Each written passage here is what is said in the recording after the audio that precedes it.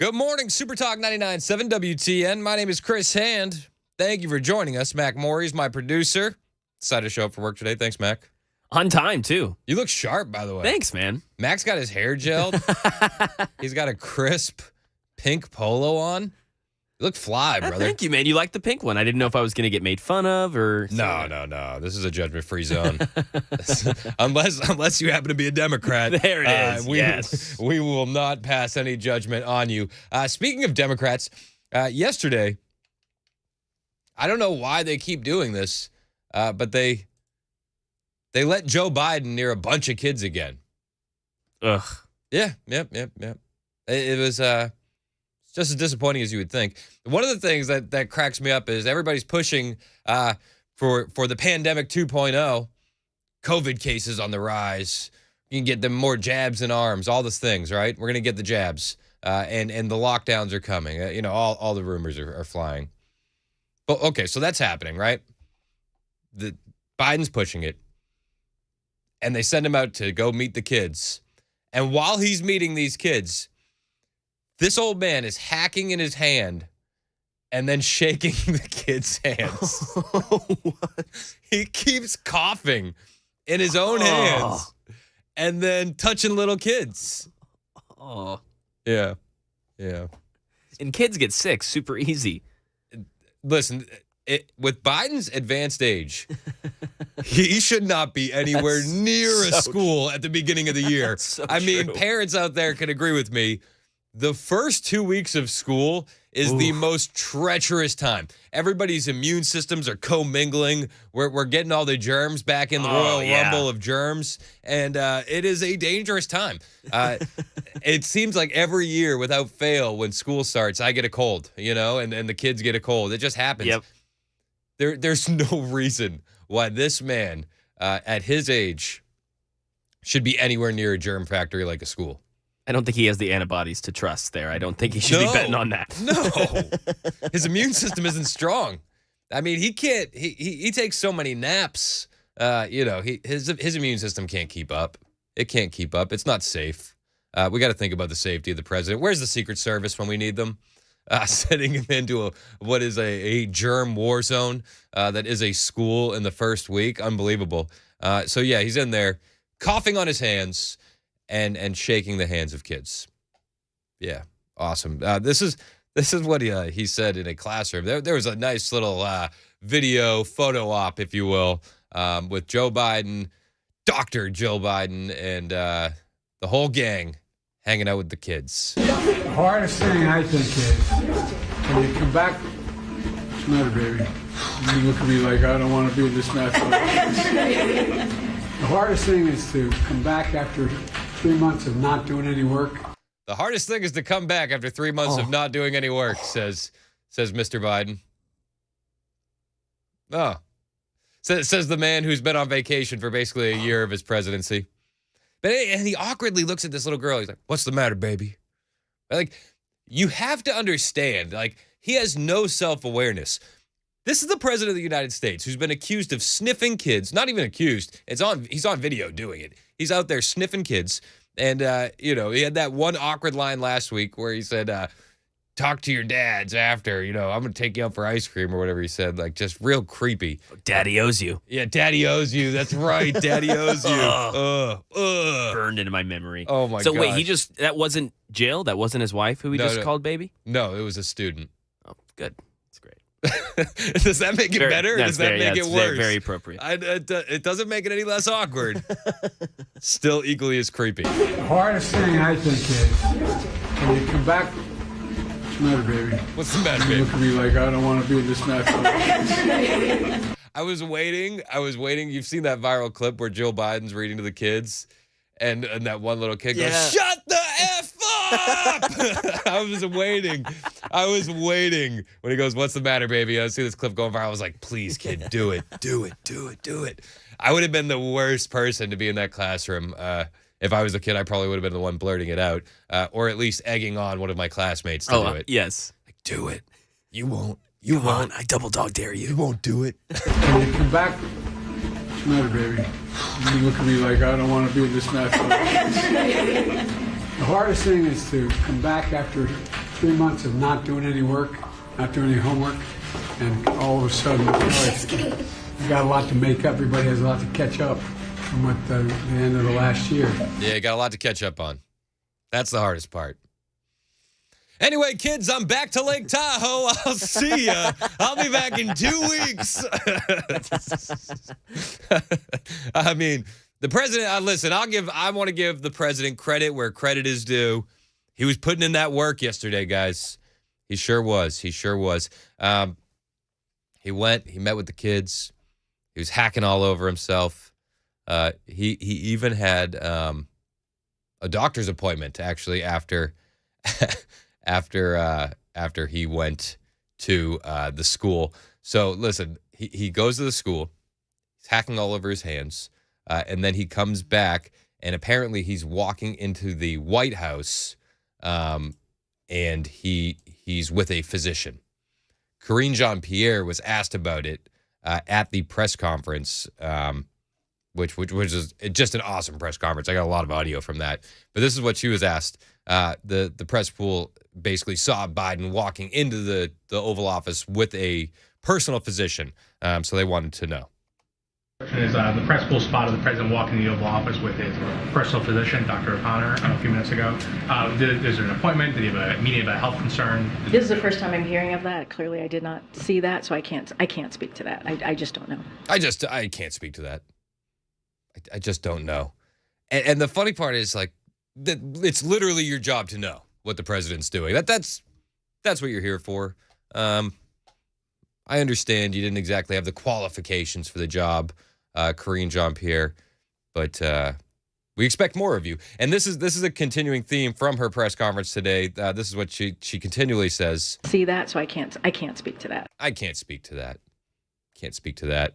So we'll have more on the Karine Jean-Pierre press conference. But I do want to say, so Biden's meeting kids.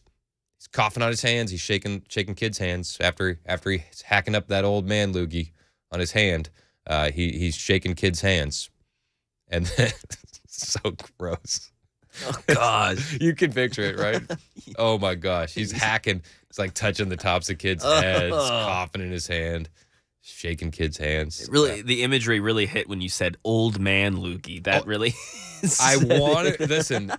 Radio is an experience that's called theater of the mind. I have to paint a picture for you, and it was indeed an old man loogie. So he's hacking up these old man loogies, and he's touching your kids at school. So love it. But then he goes and he has his personal physician at the White House, and he wasn't done there. I mean, he had a busy day. Nap time must have been so deserved, because it wasn't just that. He also had a speech. It was the 60th anniversary of the March on Washington, where Martin Luther King delivered his famous "I Have a Dream" speech. So Joe Biden, of course, had a speech and a press conference, and he took the time to talk about white supremacy and the Jacksonville shooting that occurred a couple days ago. I've spoken to the governor and the mayor and black community leaders in Jacksonville, Florida. The sheriff was an African American. I spent a significant amount of time speaking to everyone, including the governor of Florida. So it's so nice that he could get there, speak to those leaders so quickly. That's the one thing about this president. If a tragedy happens and it's convenient for the narrative, he is on it. He's right there in the weeds with you, talking to these leaders as long as it's convenient for the narrative, which is just, you can't help but be proud of him to jump in there when it's convenient.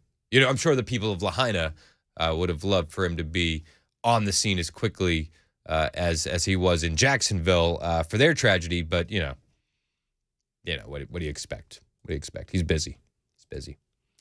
He also was mumbling quite a bit. We're speaking about more this evening. I'm going to be talking when we speak in a longer forum. But the bottom line is a lot's happening. Bottom line is lots happening. We don't know what's happening because you kind of jumbled it together there. But again, give the president a break. He had a very busy morning. Okay. He was hanging out with the kids again. Yeah. I don't know why they're letting him near kids, but he was very busy hacking up old man loogies on all the kids at the public school. And Chris, don't forget, this is coming off a 3-month vacation. I mean, he's tuckered out. He's been traveling. And the 3-month vacation was well-deserved. Obviously. He earned that summer break.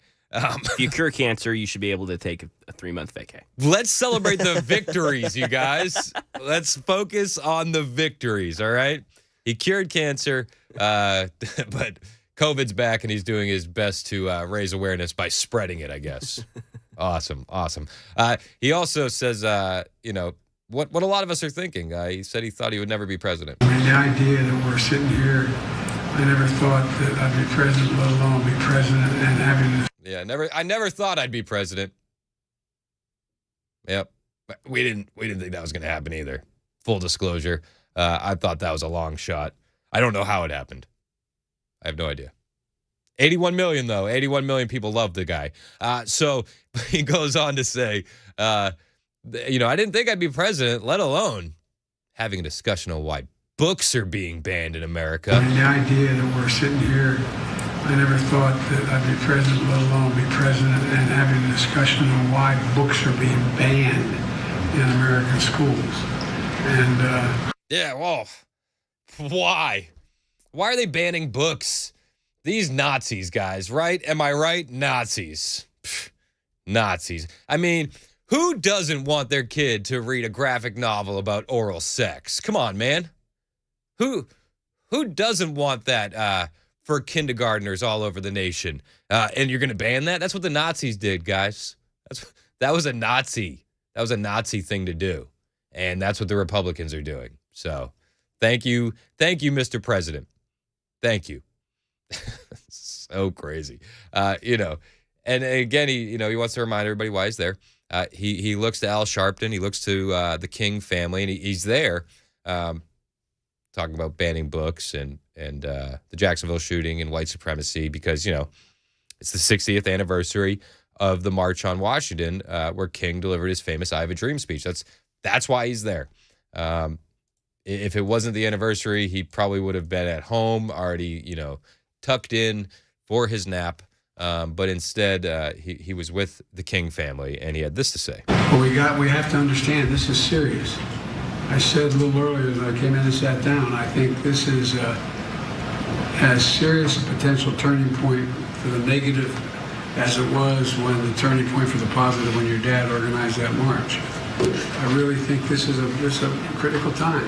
Yep. So the Jacksonville shooting, the crazy white supremacist that killed 3 people, it's as big of a turning point for the negative as the March on Washington with Martin Luther King was a turning point for the positive.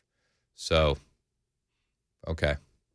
We're right back where we were, in the depths of white supremacy and evil. Yep. But he also took the moment to remind everybody about the greatest threat we're facing as a nation. You may think it's communism. It's not. You may think it's, terrorism. Closer. It's not the terrorism you might be thinking of. It's domestic terrorism, guys. Rooted in white supremacy. But pause for just a moment. I thought things had changed. I was able to literally, not figuratively, talk Strom Thurmond into voting for the Civil Rights Act before he died. Oh, wrong one. This one. But we have to understand this is serious. I said a little earlier as I came in and sat down, I think this is... Oh, man, I don't have that one. Shoot. Dang it, I was just about to get such an educational moment here. I screwed the pooch on that one, guys. I was going to know why white supremacy and domestic terrorism are crippling our nation, not the border and not, poverty and... Okay, can I just give you the spoiler alert? Okay, yeah. White supremacy bad. Oh, gotcha. Okay? Okay. And it's bad. Mm-hmm. It's the greatest threat we face. That's the Cliff Notes version. And he learned that from the U.S. intelligence community. Domestic terrorism rooted in white supremacy. It's the greatest terrorist threat we face in the homeland. So I wish I had the audio for you. I really screwed that one up. Please don't be too disappointed in me. White supremacy bad. It's 9:21 on Super Talk 99.7 WTN.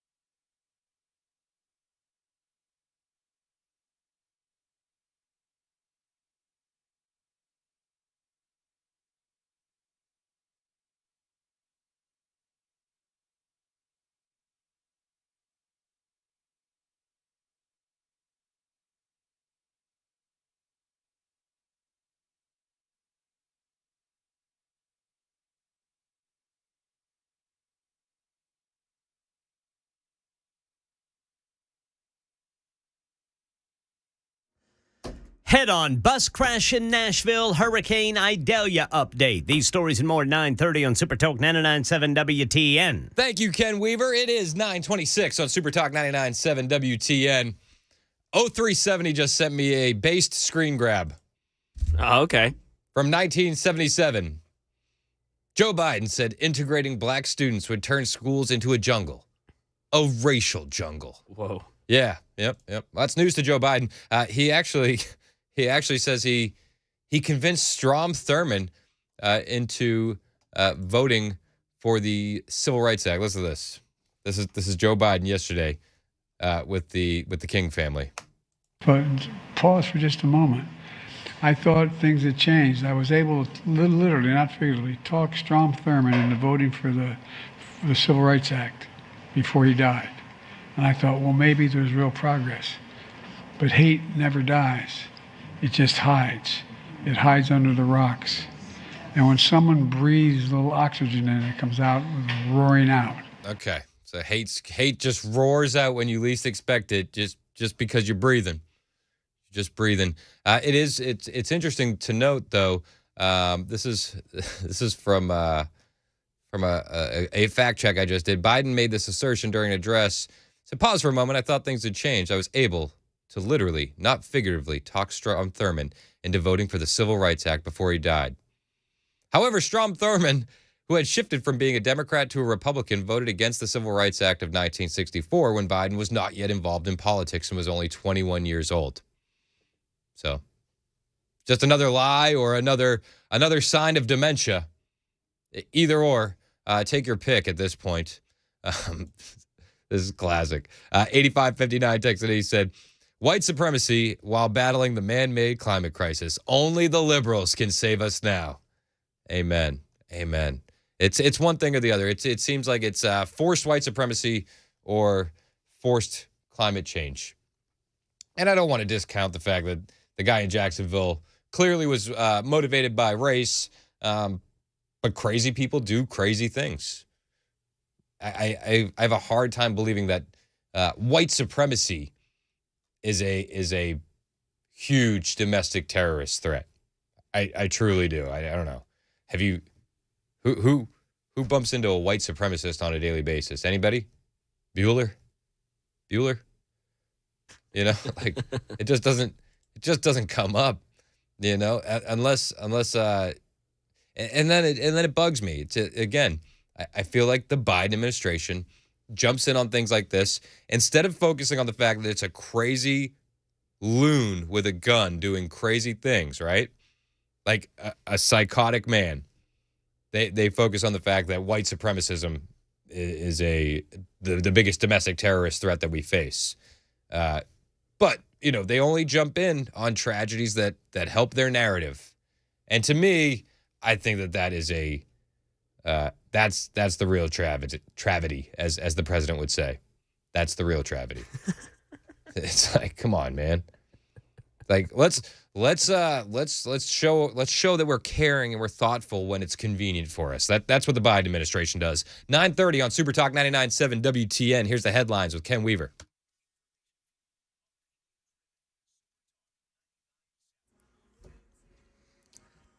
I'm Ken Weaver with your top stories. Got a crash near Belmont. It's got 440 westbound, the right lane blocked there right before Hillsborough Pike.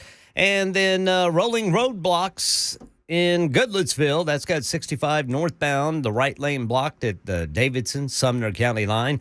And, of course, Elm Hill Pike is closed between McCrory Creek Road and Timber Valley Drive, where those two buses collided head-on this morning. One a school charter bus, the other one a WeGo bus.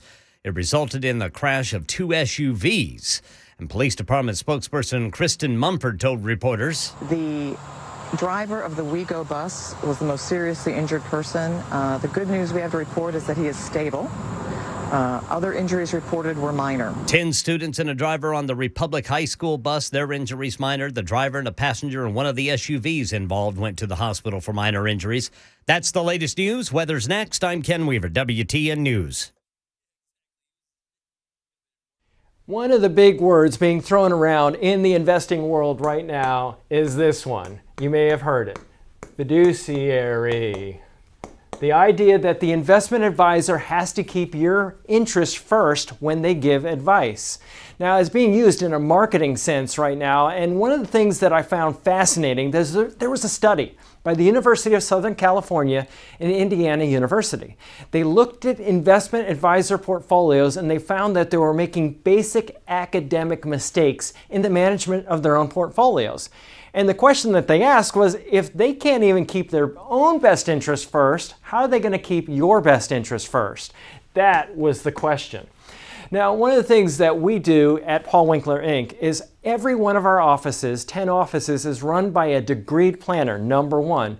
But we go way beyond the call of duty when it comes to fiduciary and making sure that we're using academically sound principles in investing. Evidence-based. In other words, a lot of this is backed by Nobel Prize winning research. To learn more about our approach to investing in financial planning, go to paulwinkler.com and set up a free 15-minute phone call or call 615-851-1950.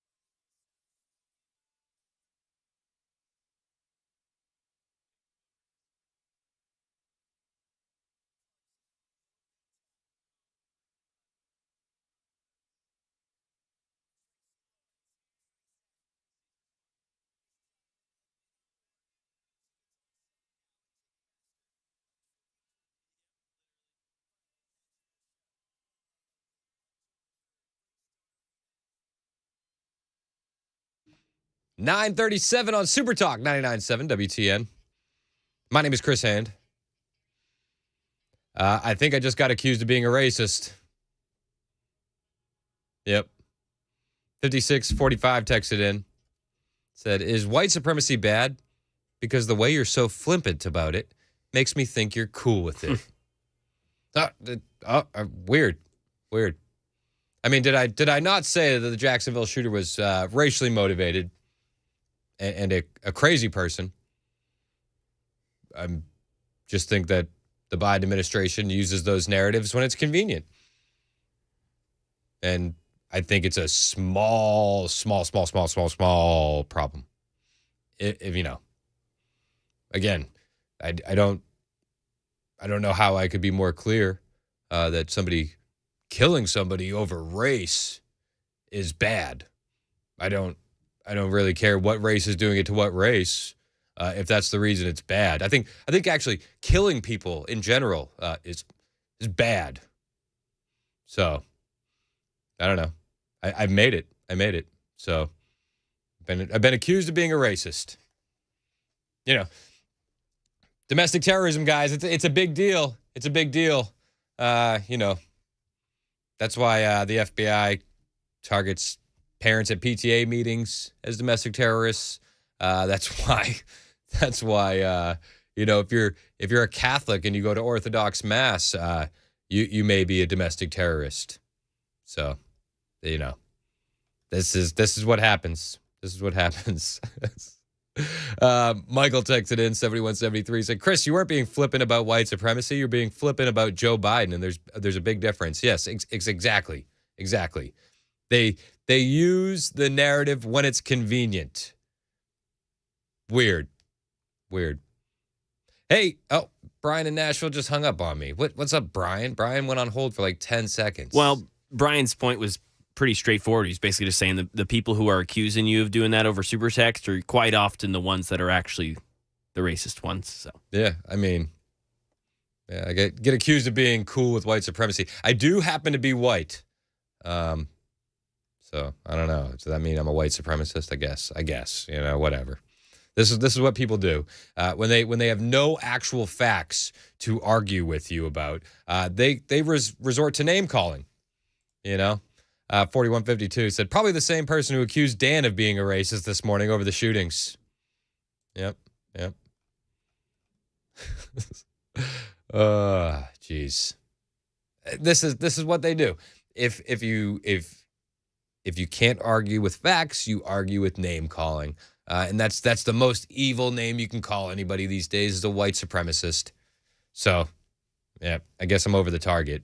You know, the Biden administration quite literally has their Department of Justice targeting parents as domestic terrorists for attending school board meetings because, you know, as Joe Biden said, they're banning books. How can they ban books? Well, you know, they're depicting oral sex. So, you know, we don't want our grade school kids having those books. So yeah, you're a domestic terrorist.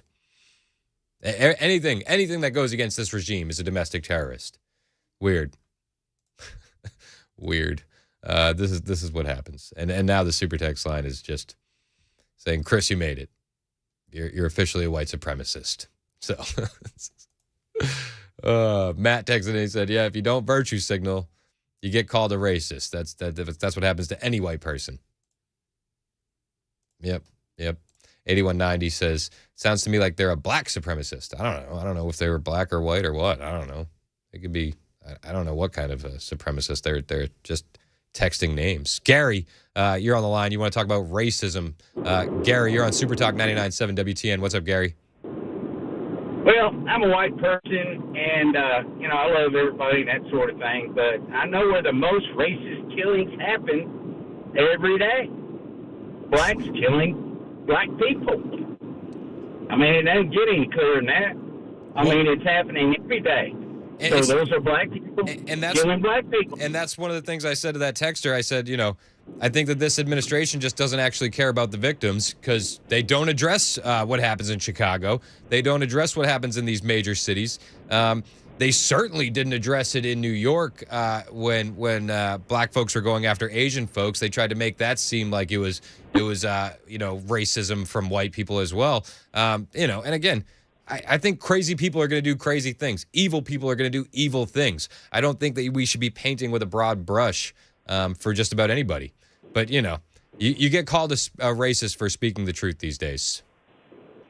That's true. All you have to do is tell the truth, and you're a racist, and that takes the heat off the real racists, which are in government. 100%. 100%. Thanks for the call, Gary. Really appreciate it. If you want to get on the line, 615-737-9986 or on the super text line. Mac, you said you had a text that just came in? Yeah, 3120. Chris, I really like your show, but y'all are so racist and get on radio and try to cover it up. That's what's wrong with the world today. Everybody's so divided. And Wait. Wait, they like our show? Yep, really like your show. But we're so racist? So racist, yep. What? So instead of coming together, we can make America great again together, not individual, not just one race. Get off the BS and start a real movement, please. It's too much hate in the world. But you like our show? What? And he also went on to say, but you won't read that. Okay. Every day it's black this, black that. Y'all funny. All right. I mean, listen, this is what liberals do. You guys are so racist, but I really like your show. Thanks. Thank you so much, I guess. I have no idea. Just yesterday I was talking about how Democrats are losing the black vote. The African-American community is waking up to the lies of the Democrat Party. The Democrats quite literally use the black community as pawns, make tons of promises, and never deliver on it. While Trump was in office, we had the lowest African-American unemployment in history. Life was good. The border was secure. Now we have rampant illegal immigration, which affects the black community first. Black people are waking up all over the world to this. Like, it's crazy. It's crazy. 3120, who says, I really like your show. But y'all are so racist. It just said, because you guys speak the truth sometimes, but still be on some BS. I mean, hey, 3120, if you want to call in and have a conversation, I'd love to speak with you at 615-737-9986 instead of just texting back and forth. He also said, I don't vote for neither side because nothing is going to change. Well, thanks. Good game plan there, sir. Good game plan. Yeah, that'll help out. I mean, I don't know, dude. Yeah, call in. He said he's going to call in. I want to talk to 3120. How can you like a show if you also think we're racist? I don't have any idea how that makes sense. 3120, I'm waiting for you. 615-737-9986. We're going to bump you to the front of the line. I can only assume that you're black because I see black emojis, and you're calling us racist, but we're going to bump you to the front of the line. Very, very racist thing to do. I actually think that liberals are the most racist. The racism of low expectations. The fact that they think African Americans need to have affirmative action to be helped out. They need to have social programs to be helped out. That seems more racist to me than just believing that people can do it. Some of the I worked in hip-hop radio for a long time. Some of the people that really taught me a lot in radio are from the minority community. But I never looked at them and said, oh, you only made it here because of affirmative action. Like, they made it on their skill set, they made it on their intelligence, and they taught me a bunch. But to say, so I never understood the racism of low expectations when some of the most talented people that taught me a lot in radio were black. One of my mentors was Pakistani. But it's 2023. Everything is racist now. But what can you do? Hey, I noticed 3120 it just isn't calling. Ghosting. Isn't that so weird? Where'd you go, 3120? Come on. You really like the show. I mean, we're so racist. But what can you do? Oh, is that 3120? I'd love to talk to him. Max screening the call right now. You know, this is the thing. In Jacksonville, you have a shooting where a white supremacist goes after black people. Terrible. Terrible. But my problem is the Biden administration uses it for their own selfish narrative. I don't think that they actually care about the victims. They definitely don't care about the victims in other minority communities, like in Lahaina. They just don't. They don't. They use it for their own advantage. They use it to push the narrative. And that's what they do. That's the Democrat Party for you in 2023. Alan, who was Super Texter 3120, is on the line. Alan, you're on Super Talk 99.7 WTN. What's up, Alan? Yeah, I ain't no Democrat. I ain't no Republican. I ain't none of that. You know, I listen to your show. I like your show, man. You know what I'm saying? But I appreciate you listening. I appreciate you liking it. I don't know why you're calling me a racist, though. No, because I hate every day I listen to the show. It be like black this, black that. You know, I don't like it. You know, I'm colorblind. I ain't got no problem with damn color. You know, everybody's cool with me. It just, if you mess up, you mess up. You know, it's like that. You know, I don't like people trying to turn one side against the other instead of everybody just coming together. You know, if we won, man, we can't be divided. You know. Totally So, agree. But don't you feel like it's the Democrats that are pushing that wedge in? It's the Democrats that call Donald Trump a racist and scream from the rooftops that he's a racist. It's the Democrats that push racist policy like affirmative action and try to say that the African American community can't do anything without a hand up. Like yeah. That's why I said I listen to both sides. You know, I don't like what my people doing, you know what I'm saying? So it's same with me. It's on both sides, you know. Instead of everybody trying to get on one page, everybody just splitting the page, you know, just everybody divided. Instead of fuck that, we America, man. You know, just come together, you know. All right, America, we supposed to be one great country, man. Yeah, I appreciate it, Alan. We can't be swearing on the radio. I do want to. I wish we could continue that conversation, but we can't let you be swearing on the radio. Come on, 3120. Come on, Alan. And you know, I'm just going to get a mean text and be called a racist again for hanging up on it. 100%. All right. It's 9:49 at Super Talk 99.7 WTN.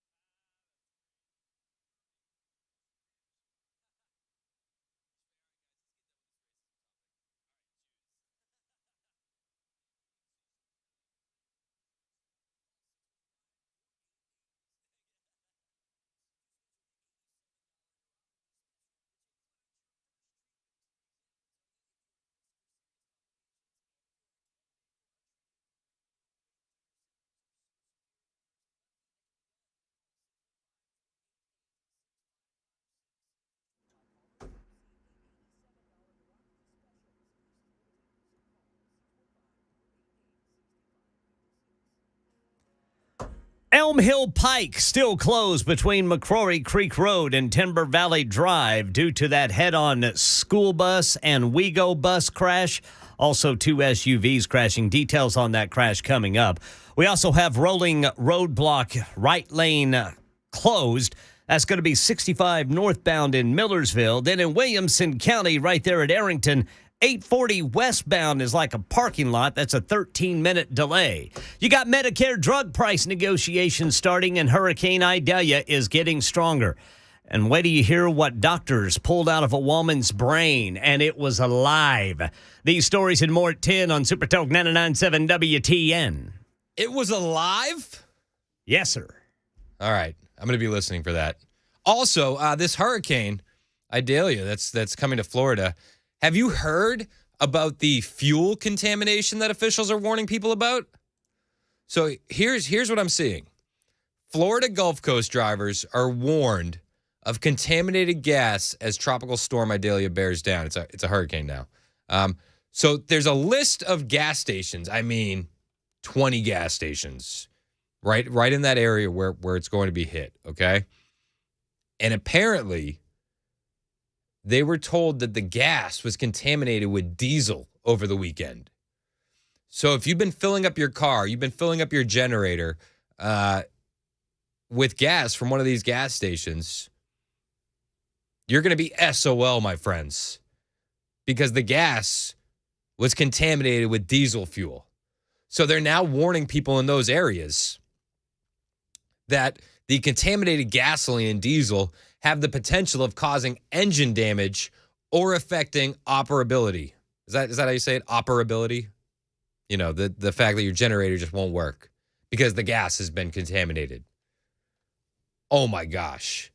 Could you imagine that? Your gas, the gas that you just pumped in your car, the gas that you just filled up your generator with when a hurricane is coming down on you has been contaminated with diesel fuel?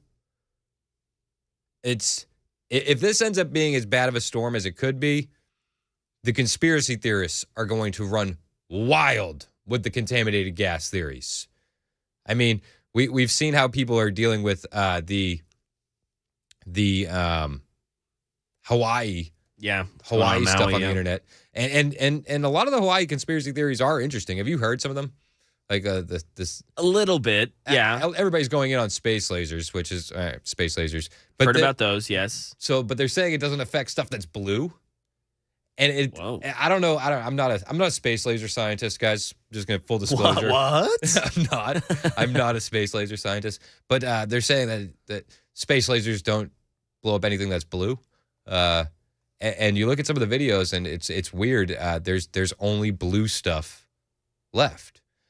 Totally interesting.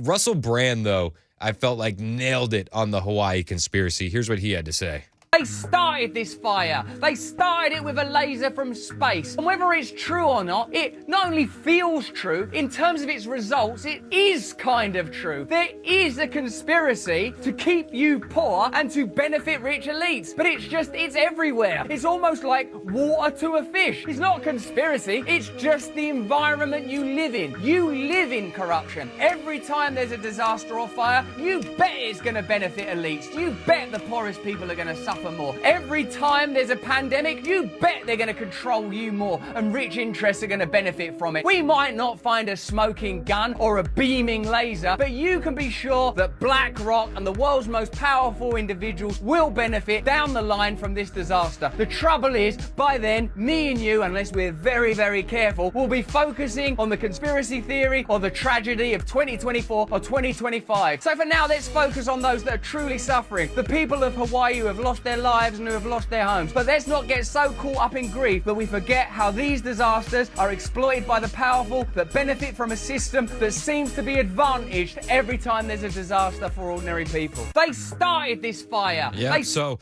he nails it. He absolutely nails it. Don't get lost in the weeds on the conspiracy theory because the elites are benefiting from it while we argue over whether it was space lasers or not. It is now 10 o'clock on Super Talk 99.7 WTN. Time for the news with Ken Weaver.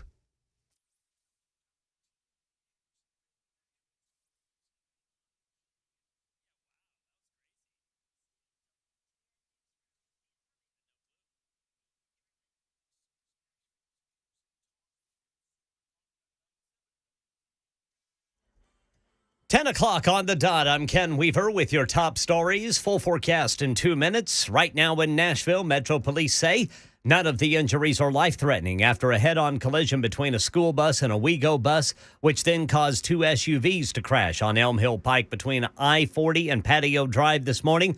Police spokesperson Kristen Munford told reporters the driver of the WeGo bus had the most serious injuries but is stable. As for the school bus, The Republic High School bus had approximately 10 students, and that would be 9th through 12th grade. There were some minor injuries on the school bus. Those youngsters were taken to area hospitals with minor injuries. The driver of the school bus also is okay. WeGo says a video from a camera on the bus is helping the police investigation. For the first time ever, the Medicare health program for older Americans is allowed to negotiate with drug companies about the pricing for some of its most expensive drugs. The Biden administration says the federal government will publish any agreed-upon negotiated prices for the selected drugs by September 1st next year. Those prices will come into effect starting January 2026. Drug companies that refuse to be part of the new negotiation process will be heavily taxed. Hurricane Idalia quickly approaching Category 2 strength. Jim Ryan's in Tampa, where storm preparation well underway. Before every big storm, social media captures images of people walking on the beach or surfing in monster waves. A lot of times people see hurricanes coming and use it as an excuse to party or take off work. But Hurricane Idalia is hitting Florida less than a year after Hurricane Ian killed 161 people here and did billions of dollars in damage. Philip Wiley says that was a wake-up call. It just shows the mass destruction it can have. And it's never happened before. Scientists say they removed a 3-inch long worm that was living in the brain of an Australian woman. Doctors say it wiggled happily when they pulled it out. They say the 64-year-old woman had suffered stomach pain, a cough, and night sweats, forgetfulness, and depression for months. Doctors say she probably contracted the worm in her brain from a type of grass beside a lake near where the woman lives. She is recovering. That's the latest news. Weather is next. I'm Ken Weaver, WTN News.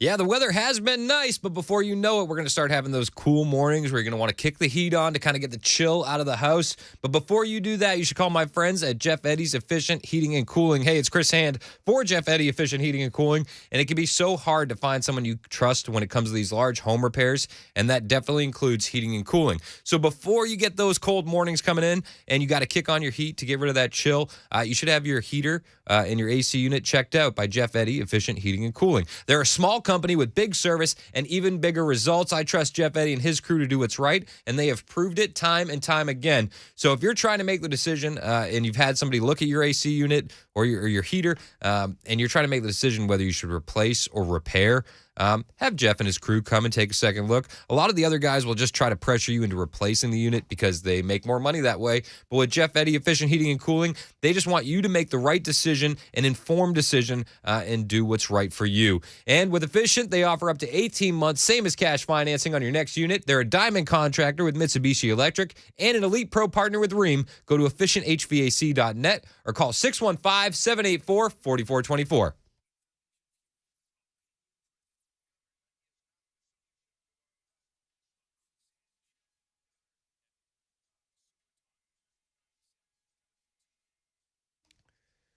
Super Talk 99.7 WTN. My name is Chris Hand. It's the Chris Hand Show. Lots going on today. I mean, we got a hurricane barreling towards Florida. We have Hunter Biden, Joe Biden, and 5,400 emails. Yep. The National Archives has about 5,400 email records linked to Joe Biden's email aliases. All those emails. Crazy. We're gonna talk about that in a little bit. Before we do, I got a funny text. I played that Russell Brand clip a minute ago. It said conservative talk radio show playing Russell Brand clips. That's what Reagan would want. Yes. I agree. And David in Hendersonville, you have a comment on Hawaii. David, you're on Super Talk 99.7 WTN. What's up, David? Hey, how you doing, Chris? I'm good, man. How are you? You had a comment on Hawaii? Yeah, I was just speaking with my wife about 15, 20 minutes ago, and she said that Hungary is over there in Hawaii helping the Hawaiians out instead of the United States. Yeah. I don't know if that's true. I'd have to fact check it. If they are, it wouldn't shock me. We're kind of busy in Ukraine, right? You know, that's where. Yeah, exactly. Yeah, I mean, thanks for the call, David. It's a shame. It's a shame what's happening in Hawaii. It's we should be helping them out a lot more than we are, and it seems like there's just a media blackout on everything. But that's what happens when you have a disaster that doesn't fit the Democrat narrative. They just media blackout it. They don't want to talk about it. Like this National Archives possessing about 5,400 emails and records linked to Joe Biden's email aliases. The House Oversight Committee revealed last night. So this is just another story that's not convenient to the narrative of the left. This is from Breitbart.com. So the email aliases Robert Peters, Robin Ware, and JRB Ware were used to share government information and discuss business with Hunter Biden associates, according to the Southeastern Legal Foundation. Now, they filed a lawsuit to compel the agency to turn over the emails. All too often, from this Breitbart story, public officials abuse their power by using it for their personal or political benefit. When they do, many seek to hide it, the Southeastern Legal Foundation General Counsel Kimberly Herman told Just the News in a statement. The only way to preserve the government integrity is for NARA to release Biden's nearly 5,400 emails to SLF and thus the public.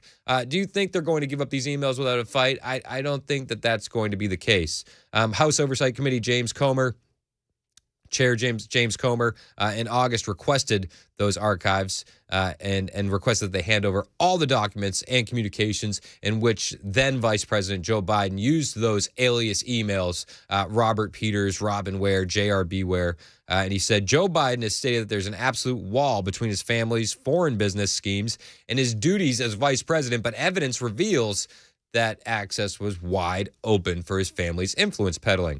And of course, this is nothing that we are surprised about. This is nothing that we don't already know, but it's interesting. It's interesting that it's like drip, drip, drip. It's going to be drip, drip, drip waterfall, it feels like. And Rep. Claudia Tenney, she's a Republican out of New York, she says that even the Democrats are starting to smell blood in the water when it comes to this Joe Biden scandal. I haven't heard directly from any Democrats that they're actually going to take any action, like not support Joe Biden, but you're starting to see them circling the wagons a bit, like maybe Joe shouldn't be their candidate, because this is corruption bribery, money laundering in plain sight. She brings up such a good point that these Democrats are starting to realize, they're starting to come around to the fact that there's no getting away from this. This is potentially going to cost Joe Biden the candidacy for president, because the Democrats are going to start looking around and going, guys, we can't win with this guy. These aren't trumped up charges, but no pun intended, like you're seeing against the former president. These are actually things that happened while he was in office, leveraging his position to enrich himself and his family. There's evidence is coming out, whether it's the suspicious activity reports that Representative Comer has brought out. All the pieces of the puzzle are coming together that show that Joe Biden, in fact, did do all these things. And bribery and these types of actions are actually criminal, and they're also impeachable. And that's why I urge Kevin McCarthy and our colleagues to support impeachment, because I think if we put this on the table, you're going to see a lot of senators, particularly those who want to talk about the truth and want to get elected in swing states. They're going to have to look at this impeachment honestly and realize that this is not the kind of person that should be serving our nation and also as commander in chief. And I think that that's what we're facing right now, which is why I support the inquiry into impeachment and ultimately an impeachment. I love what she says there. There's going to be Democrats in purple swing states that you're going to have, like senators, that you're going to have to put this up to and say, defend it.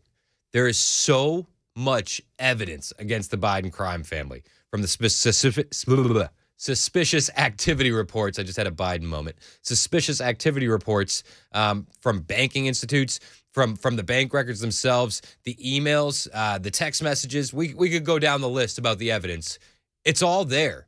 So put it in front of them and make them say with a straight face to the American people, there's no there. Because these guys in swing states aren't going to be able to defend that. They're just not. And again, this is coupled with the fact that people are looking at Joe Biden. They're looking at the crimes that are on the table. They're looking at his age. They're looking at his competency. Democrats don't feel that this is the strongest candidate that they could have. I mean, just yesterday, the Ukrainian prosecutor was, I played audio for you, saying, yes, I absolutely was fired because of Joe Biden, because he was over the target. I'm paraphrasing, but that's what he said. And it's not wrong. All of these crimes have mountains of evidence to go with them. Mountains of evidence. So make these Democrats in the swing states defend it. Make them. You know, what are the senators going to do? I know everybody says, you know, the impeachment will get to the Senate and we won't win. Well, make them go on record. Put it up for a vote at least. I mean, the fact that we're still debating on whether or not we should even have an inquiry just is ridiculous.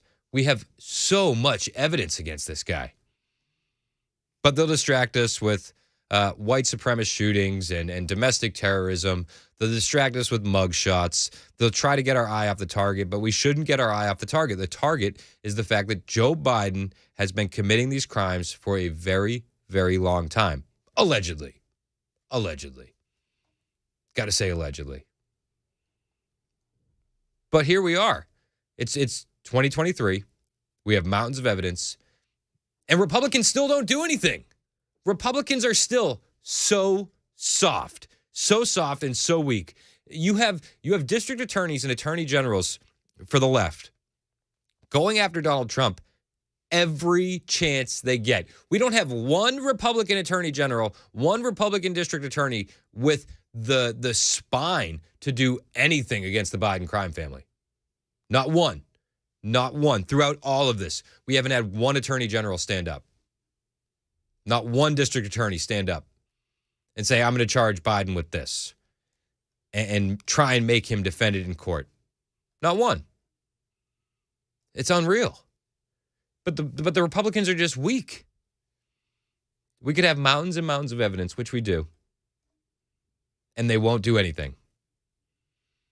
It's crazy. And it's why you see songs like Rich Men North of Richmond go viral.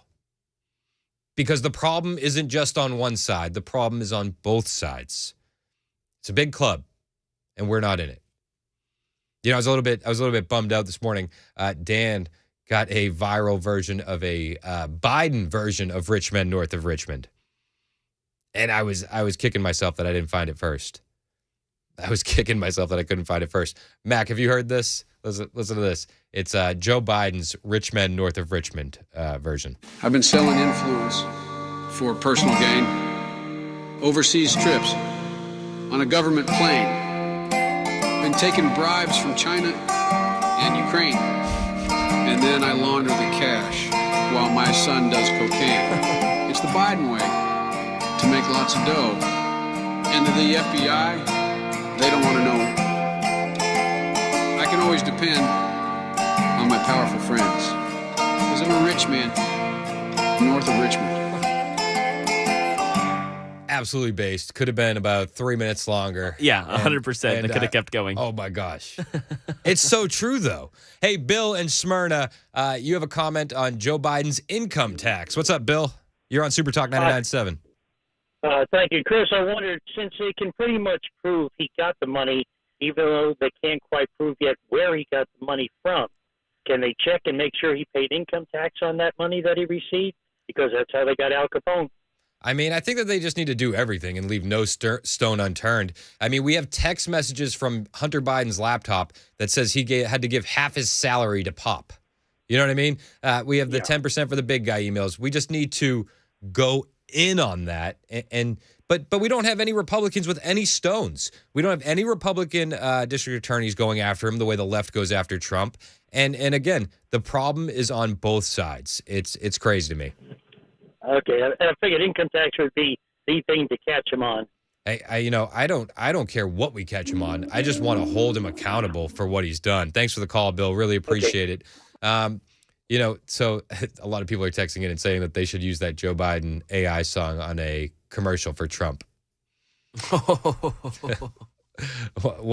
One more time in case you missed it. I've been selling influence for personal gain, overseas trips, on a government plane, been taking bribes from China and Ukraine, and then I launder the cash while my son does cocaine. It's the Biden way to make lots of dough.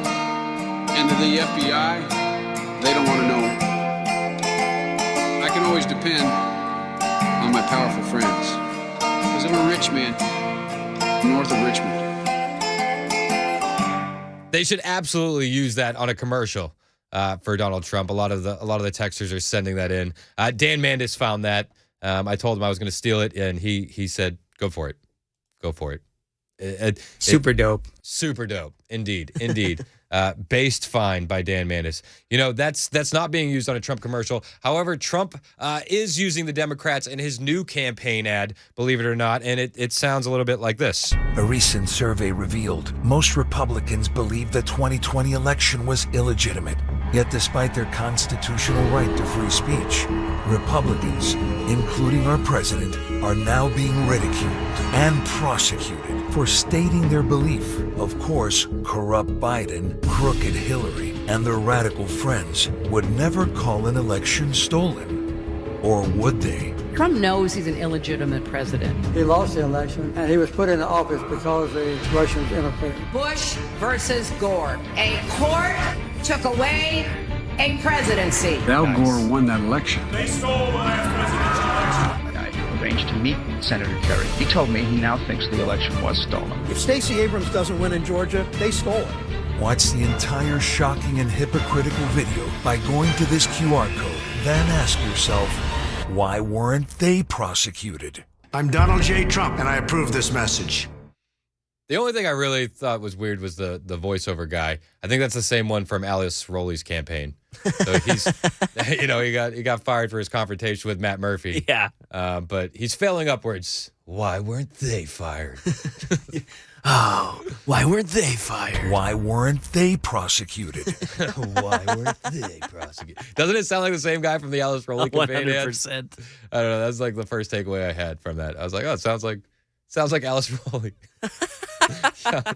But I mean, hey, I would agree. I think that the Biden, the artificial intelligent Biden song would be just as good of a campaign commercial. Hey, Mike, I see you sitting on hold. We're going to get to your call next. It is 10:20 on Super Talk 99.7 WTN.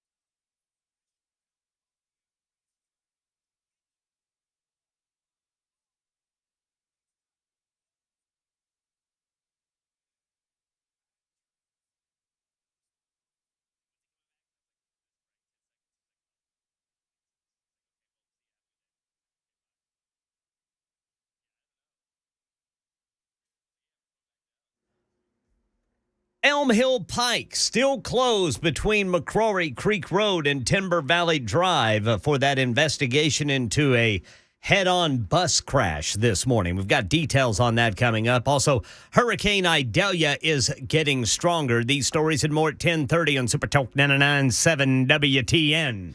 Super Talk 99.7 WTN. My name is Chris Hand. Thank you for joining me on the Chris Hand Show. Mike, who's on I-65, you have a comment about Joe Biden. What's up, Mike? You're on Super Talk 99.7 WTN. Yeah, I just had a comment about the Biden mess. To me, it seems like it's a local corrupt sheriff, but he's gone national, and they need a Buford Pulsar go in there at Washington and clean house.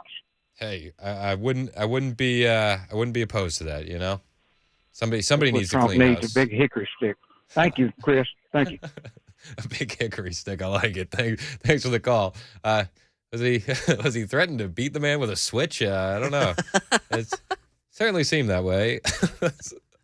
We don't condone violence, but it was funny. It was funny. John texted in. He said, "Chris, if that's a real Trump campaign ad, then he's in like Flint. That's old school for dope, I think." Anyway, great ad. Talking about the Biden song. That the Biden song was not a Trump campaign ad, although I think it should be. The new Trump campaign ad was with all the Democrats talking about election integrity. This is a clip from the new Trump campaign commercial, and it sounds like Alice Rowley's voice guy is the voice guy on this one. Or would they? Trump knows he's an illegitimate president. He lost the election, and he was put into office because the Russians interfered. Bush versus Gore. So that's the new Trump campaign ad where they play a bunch of Democrats talking about stolen elections, and then there's the artificial intelligence Joe Biden song for rich men north of Richmond, which I think Trump should use as a campaign ad. I don't know if he'd ever be able to get the rights from Oliver Anthony, and I don't know how artificial intelligence works for campaign ads. I don't know what the laws are on that. I wonder if they do, if legislators even know. We're so early in on this. It's a good question. Well, and do you think our legislators would know what to do? What is AI? Yeah. Exactly. That's a good point. Kamala Harris said it was artificial intelligence is artificial and intelligent. Oh, yeah, I forgot. You know what I mean? Like, they don't know what they're talking about. I feel like I'm in the weeds on a lot of this stuff, and I barely know what I'm talking about when it comes to artificial intelligence. Same. It's progressing so fast that it's hard to keep up. Truly is. But yeah, I would love that. I would absolutely love that for a campaign ad. You know what else I would use for a campaign ad? Something along the lines of this. NATO is going to collapse, obviously. You can't have the driver of NATO, which is the United States, sabotage Germany's main source of cheap energy in Nord Stream. The Biden administration blew up Nord Stream. I mean, Base Tucker in Hungary saying what we all originally thought when the Nord Stream pipeline was blown up. This is what I think Trump should do. Trump should go out and start just really leaning in to these uncomfortable truths that the Biden administration doesn't want to talk about. And one of these uncomfortable truths that the Biden administration doesn't want you talking about, one of those third rail topics, is exactly this. Blew up Nord Stream. The Biden administration blew up Nord Stream. The Biden administration blew up Nord Stream. That's a third rail topic. You're not allowed to approach that. And why? Well, thought crime. Thought crime's illegal. You can't think the wrong thing in 2023, or you will be punished for it.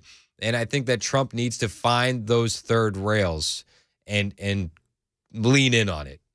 I think that's a winning recipe. I think all of the topics that the American public aren't allowed to talk about are what Donald Trump should lean in on. 100%. That would be in a campaign ad for me. You know, what is the Biden administration accomplished since they've taken office? The Biden administration blew up Nord Stream. And then just list everything that they've done, from the Afghanistan botched withdrawal to blowing up the Nord Stream pipeline to the billions for Ukraine. Just list every failure of the regime. That's a winning recipe in my eyes. You know, and talking about the election, Democrats say they stole elections too. I think that's pretty good. That's pretty good. I would lean in on what Jerry Nadler said in 2004. Jerry Nadler was actually very based. I don't know if you guys know this. It's so crazy to me that you can't talk about this in 2023, but in 2004, Jerry Nadler was able to say this. This is what Jerry Nadler could say in 2004. If, in fact, someone were deliberately hacking these machines, you could steal millions of votes and no one would know it, and that's why the methodology is problematic. Now, there's no evidence that happened, but you can't prove it didn't either, and you can't prove it won't next time, and that's why we have to have a paper trail. Jerry Nadler was unbelievably based in 2004, old high pants himself. So I found this clip last night after I was looking at that Trump campaign ad, and I have more clips from it, which I will play for you after the news, which happens right now on Super Talk 99.7 WTN.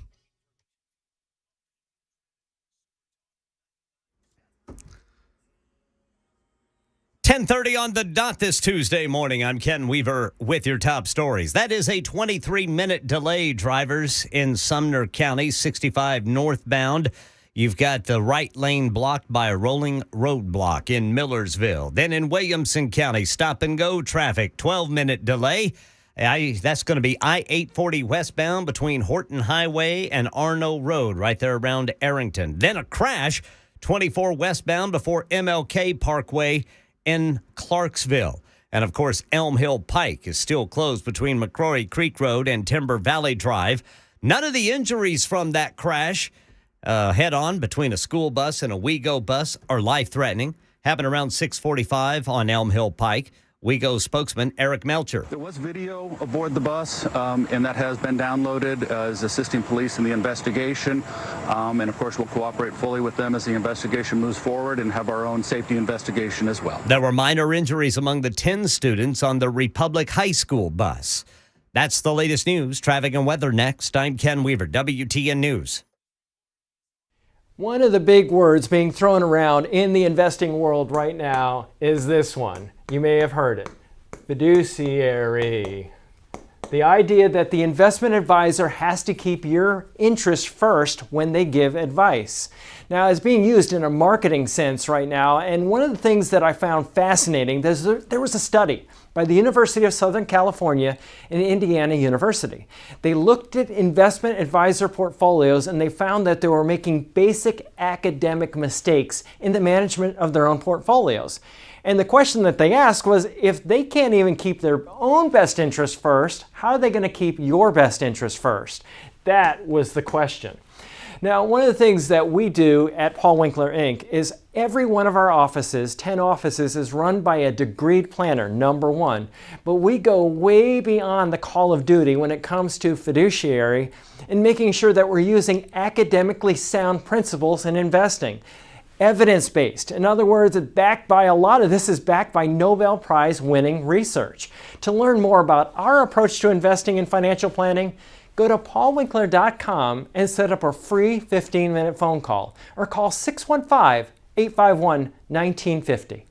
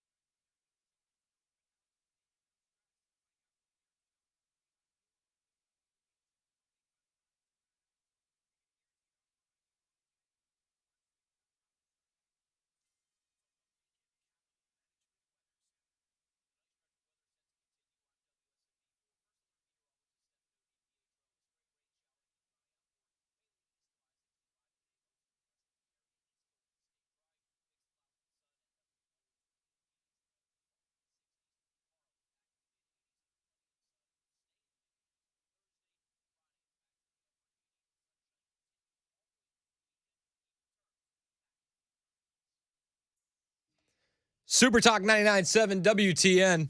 My name is Chris Hand. Welcome to the Chris Hand Show. Make sure you're keeping up with me on social media. I'm on Twitter, Instagram, Truth Social. All of the handles are the same, at Chris Hand on air. Hit the follow button. I'll follow back as best I can, unless you're a Russian bot. All right, I'll follow you if you're a Russian bot too. Just for you. Promise. Jerry Nadler, if he was saying these things in 2023, he may be accused of being a Russian bot. This is Jerry Nadler from 2004.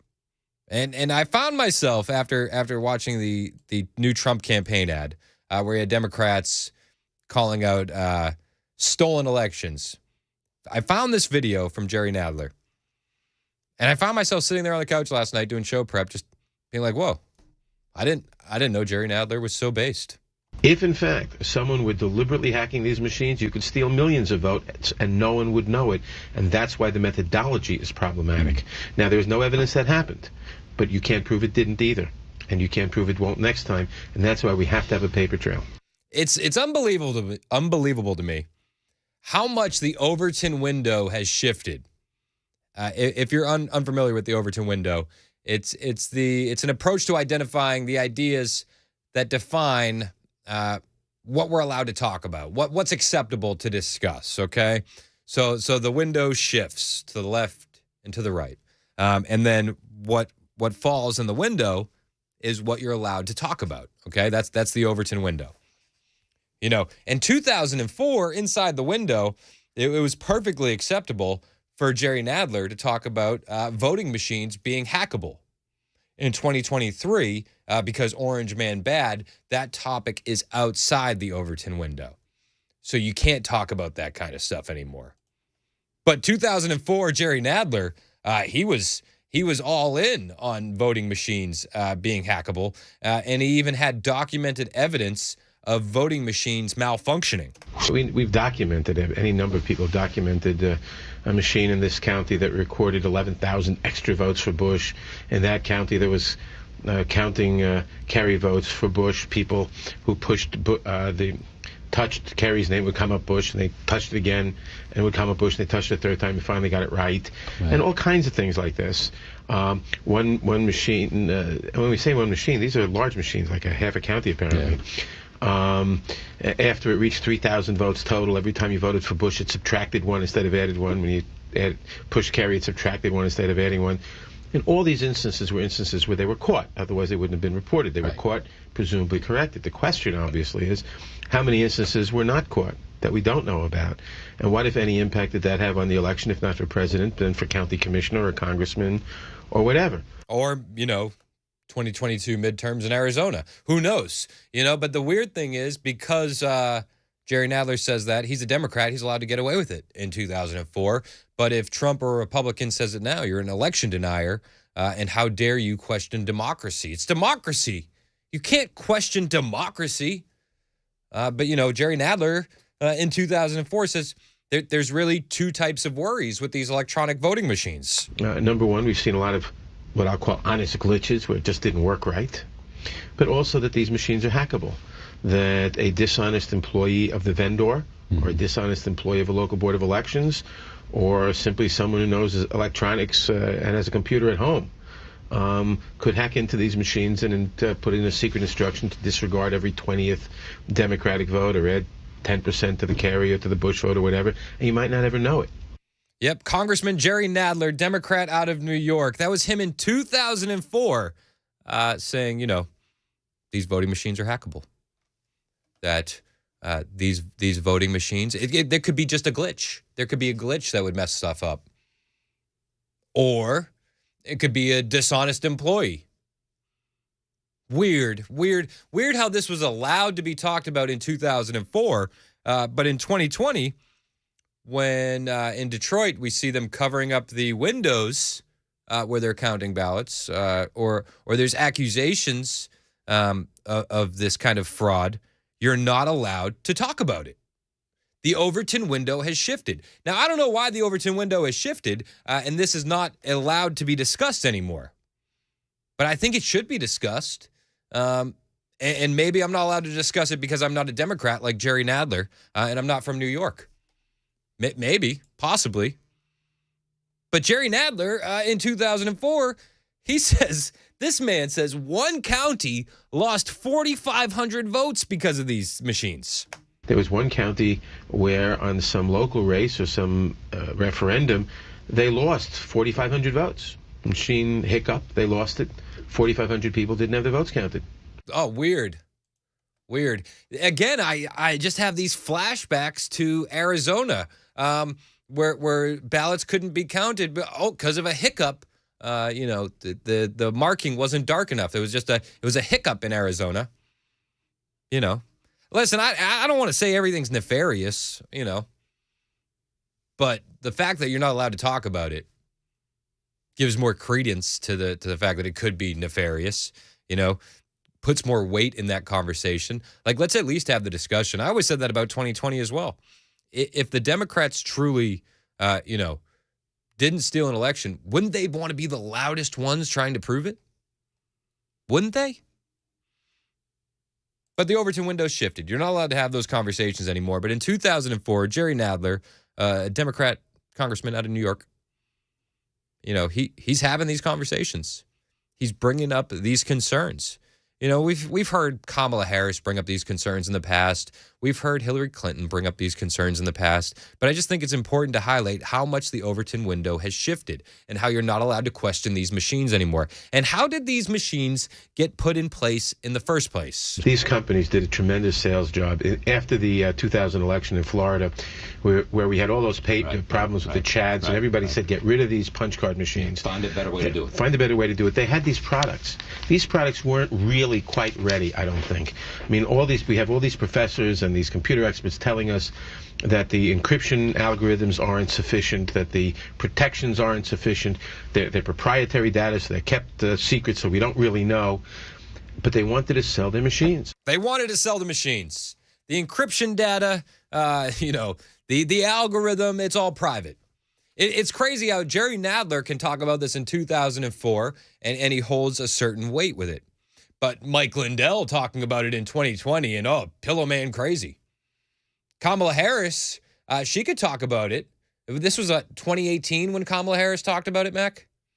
This particular clip that we had a super texter send, thank you for the text. This was from 7227. This particular clip was 2021. 2021. Hit the clip. We recently I actually held a demonstration for my colleagues here at the Capitol, where we brought in folks who, before our eyes, hacked election machines. Those that are being used in many states, but are not state of the art from our perspective. Yeah, I think that one was a little bit older. I think that was from 2018. Yeah, that makes sense. But the point remains the same. You're allowed to talk about these things when you're a Democrat. You're allowed to talk about these things pre-2020, and now you can't. The Overton window has shifted. It's completely shifted. You can't talk about that kind of stuff anymore. Or you're a democracy-hating, anti-American conspiracy theorist. Unbelievable. 9550 texted in and said, if you can't show up in person to vote on paper, you shouldn't count. Your vote shouldn't count. Listen, I'm not a fan of the mail-in ballots. I'm not a fan of the ballot harvesting. I like paper ballots. I'm not a fan of these digital machines. I think that they are far too easy to not even far too easy to hack, far too easy to question the authenticity of it. Far too easy to question. There should be no question when we go in to vote how that ballot is being cast. When you vote on these electronic machines, I mean, and I feel the same way when I vote on the electronic machine in Rutherford County, and in Rutherford, in our state of Tennessee, it's not like I'm worried that the Republicans won't win. It's not like I'm nervous that my ballot won't be counted. But I do feel hesitancy using those electronic machines. I do. Like, I hit the button, I see what happens, and then what? I don't know. I don't know what happens next. I don't get anything. There's no receipt. There's no paper trail. It just goes off into the abyss, into the ether. I think that we need to have these conversations about the electronic voting machines. Jerry Nadler was allowed to have him in 2004. Base Jerry Nadler from New York City. But we can't have those conversations anymore. We used to be a proper country where you could talk about things and enjoy this free speech. But now you question any sort of election and you're a Republican and you'll face criminal charges like President Trump. And President Trump had every right to question the election, just like every Democrat before him had every right to question the election. Just like you have a right to question the election, and I have a right to question the election. This is America. You're allowed to say what you think. You're allowed to talk about this kind of stuff. As soon as they start suppressing your speech and suppressing your ideas, that's trouble. That's absolutely trouble. You know, but Jerry Nadler was allowed to talk about it in 04. When you're railing against Democrats, you're allowed to. You know, 6436 texted and said, you can always request a paper ballot. I understand that, 6436. I do. I really do. My problem is most people don't. We just digitally send our vote off into the ether. And then what happens? Steven texted and he said, Trump's attorney should use those comments in court when he goes to the Georgia trial. I think he's going to use a lot of this stuff in court.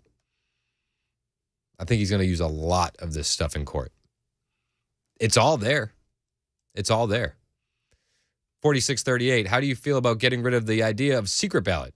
I believe that would help illuminate the fraudulent votes if we voted on paper with a copy of our ID attached.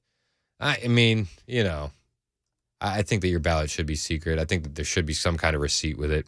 I don't know the perfect answer on that. 4638. James in Columbia, you have a comment on voting. James, you're on Super Talk 99.7 WTN. What's up, James? Yeah, they talking about free speech. I mean, on voting, they have you got the right to say that the election not fair, but you leave it at that. You can't go and try to overturn an election by putting fake elections in and by attacking the Capitol. You can't do that, and we know that. I can't understand why you keep saying that. Why say what? That you ain't got free speech. Well, I say you don't have free speech. They can say that the election is not fair. They can protect the election. He had 50 cases to say it wasn't fair.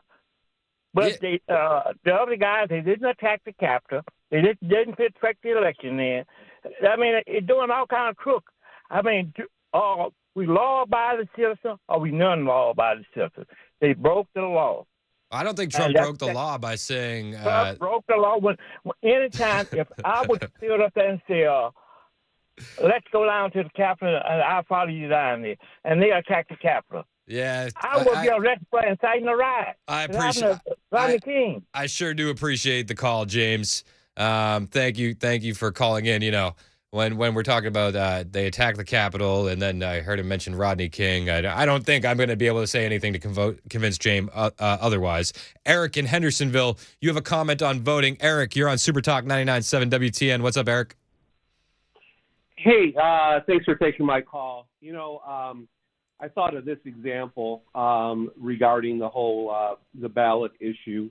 You know, especially with the drop boxes that they put out there. And you know, if you took a basket full of money, you put a bunch of singles in there, maybe 50s and 100, and you put a sign on there that you could legally take one single dollar, but just leave your name and address into the basket once you took it. You know, just think about, you know, that basket. I mean, it would be completely empty, and you'd have no way to really find, you know, who took what from that basket. So. Yeah, no, you're absolutely right, Eric. Thanks for the call. I really appreciate it. I once heard a who was it? I think it was Andrew Tate. It was like on an Instagram reel.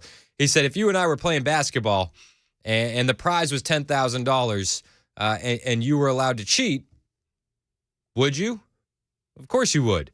Okay, now do it again, and not with $10,000, but with the most powerful government in the entire world. Like, of course, there's a threat there that people would want to cheat. Of course, the human nature is there that people would want to cheat. Of course. But we're not allowed to talk about it. I don't appreciate the way the Overton window has shifted. Kimberly, I see you on the line. We'll get to you next. It is Super Talk 99.7 WTN.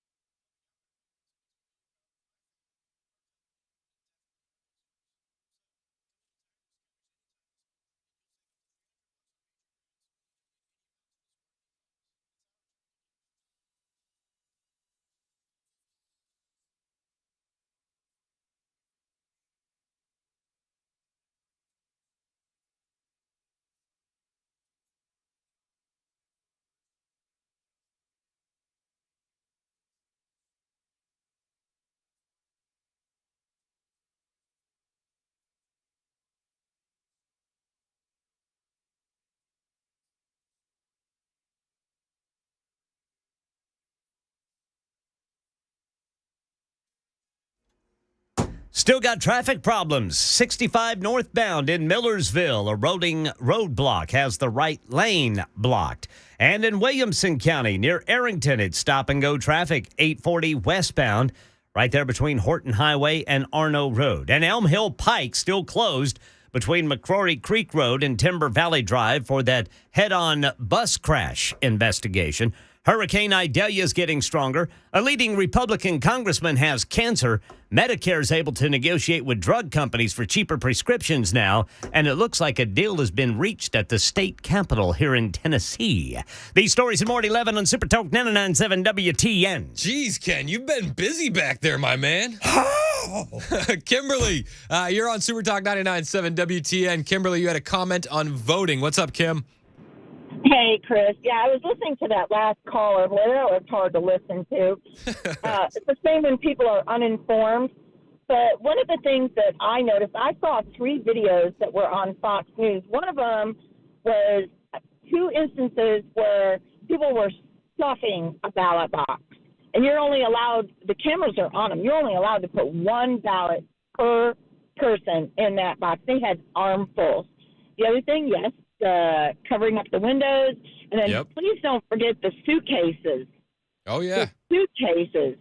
Yeah. And then there was one more after that, too. But anyway. I know. It seems like there was so much that we weren't allowed to ask questions about. And as Trump said in the Tucker Carlson interview, Bill Barr didn't investigate it all. Weird. No, I don't know what his problem was. Well, I mean, I think I was really disappointed. I was too. I wasn't angry. I was just disappointed. I think he's got quite a few problems. I appreciate the call, Kimberly. Thank you so much. Okay, thanks. All right, hey, you might have seen a new billboard on 65 from Turning Point USA. It says "Stop State-Sponsored Grooming." Morgan McMichael from Turning Point USA, a contributor with Turning Point, is going to join us next after the news to talk about why this billboard was put up and why it's so important to Turning Point USA to stop the state-sponsored grooming. So Morgan joins us next on Super Talk 99.7 WTN.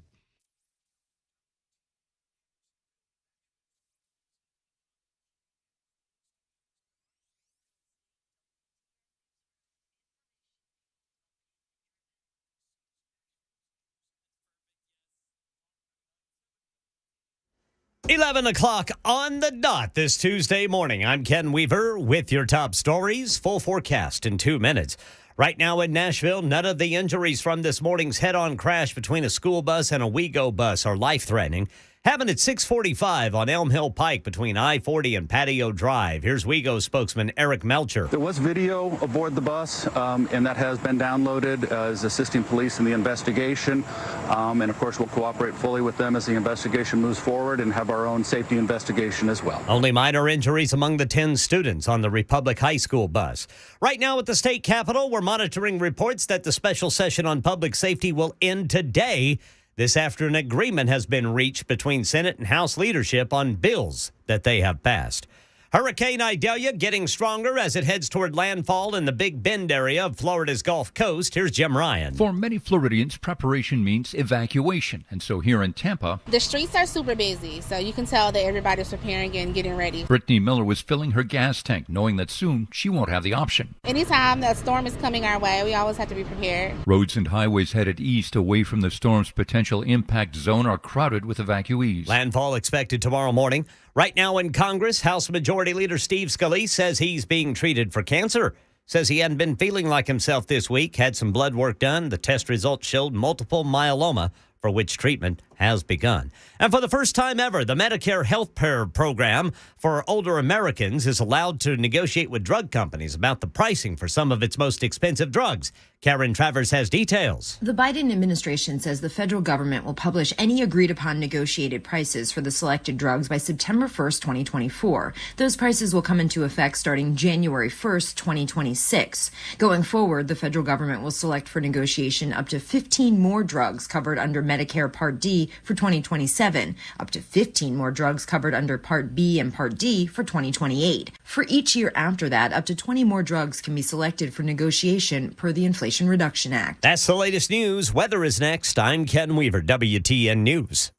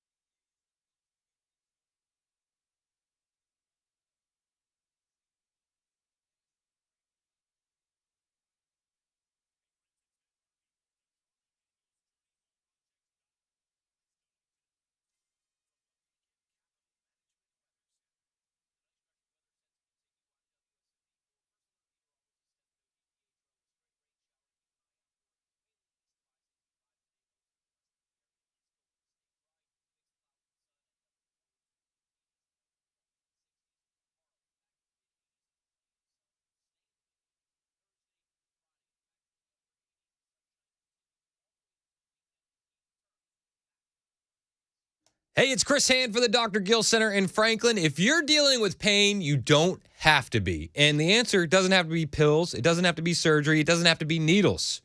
I know what you're thinking. I sound kind of crazy. But at the Dr. Gill Center, all of this is possible. Back pain, neck pain, knee pain, hip pain, elbow pain, all of it can be treated with no needles, no downtime, and no pills. Believe me, at the Dr. Gill Center, they've been helping people get back to a pain-free life for over 30 years.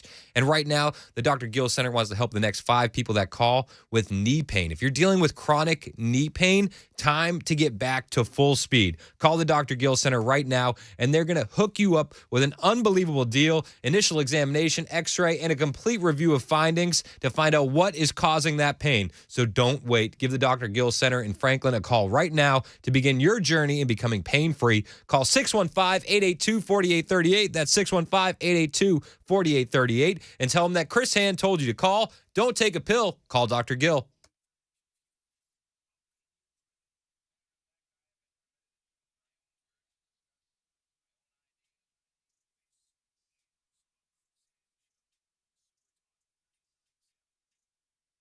Super Talk 99.7 WTN. It is 11:05.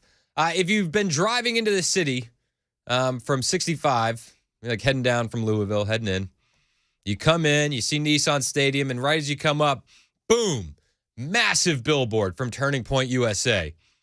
And it says, "Stop state-sponsored grooming." And it's railing against grooming in public schools. And I'm joined now by Turning Point USA contributor Morgan McMichael, who is on the hotline right now on Super Talk 99.7 WTN. Morgan, thank you for being on, first of all.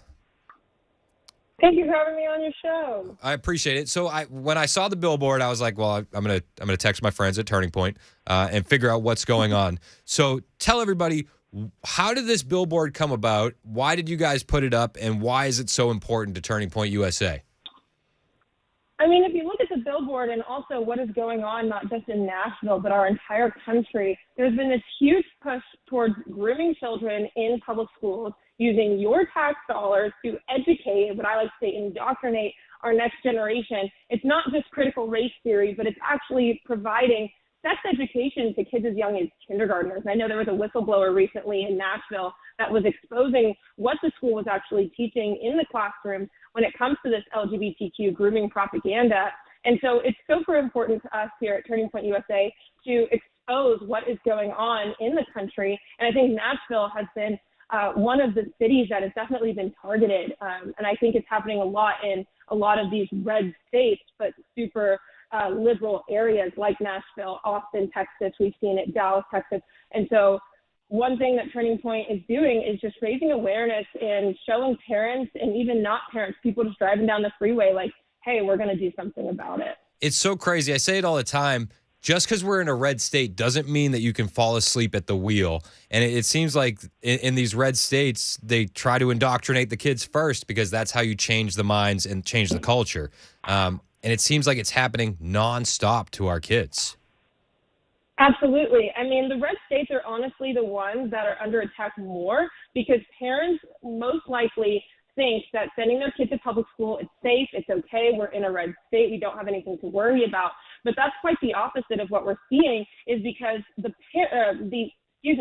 teachers and the school boards are taking advantage of that they have been seeing that trend, and then continuing to push further this education and curriculum in the classes. No, and you're absolutely right. It's like a lot of these parents will be like, well, I just fled California to get away from all this stuff. Thank God we're here and we're safe now. And they kind of let their guard down. But I mean, you wrote an article 2 days ago on Turning Point USA, tpusa.com, under the live feed, that there's a huge surge in teens undergoing sex change surgeries in recent years, and a lot of it has to do with this propaganda that they're pumping in at such a young age, don't you think? 100%. We have seen huge numbers between 2016 to 2019 grow as children are now wanting to and going through top surgeries a lot earlier than we've ever seen before. And I think what's to blame is not just the school board, but also social media and how the LGBTQ propaganda on there isn't safe either. But it's all a strategic push to trans the kids, groom the kids, thinking that this kind of material is normal when it comes to a 5-year-old starting to bind, tucking, all of these very graphic things for children that should never even be done. And that's what they're trying to normalize. No, and it's crazy. And you said top surgery. I'm not sure if a lot of the audience understands what that is. And you said binding. I don't think a lot of the audience understands what that is. If you could explain it to me and our audience, and also, I saw a viral ad from TikTok. Get your kids off TikTok. They're selling shirts that are promoting binding on these TikTok algorithms that these kids are surfing on TikTok and seeing. So, what is top surgery? Yeah. What is binding? Explain that to me. So parents just need to be ultra careful nowadays because whatever their kids are seeing on the internet, I guarantee is not safe. But when I refer to top surgery, I'm talking about double mastectomies, which I'm sorry, this is a little graphic for the viewers out there.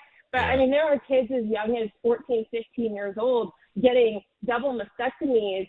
And now they're even wanting to push for bottom surgery, which would be, vaginoplasty and implants for going from female to male, which just like it's gone absolutely ridiculous that parents, for one, are wanting to go through these very invasive surgeries for children.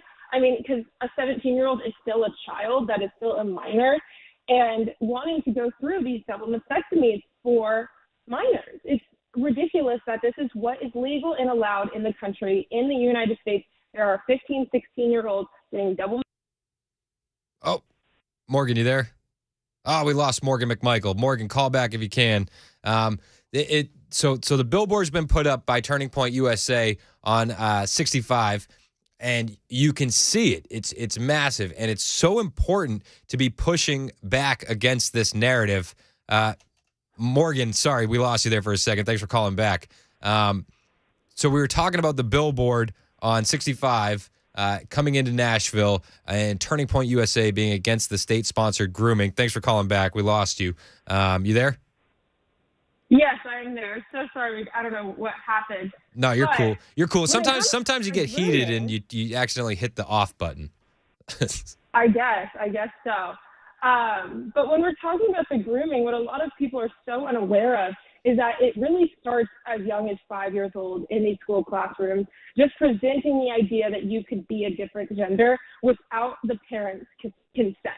And that's the scary part, is your child could be in the public school and being taught these ideologies that, gender is a social construct without even your knowledge. And school boards aren't even now, in certain school boards across our country, if the student comes to the teacher and says that they're trans, they don't even have to alert the parent or guardian. And that is what's scary. And so these students are going to school being groomed and indoctrinated by their teachers, by their counselors, being affirmed in their dystopian beliefs at school, not telling the parents, and then, told things about binding, where a child will be given like an ace bandage to wrap her breasts if she thinks she's a boy to create a flat chest.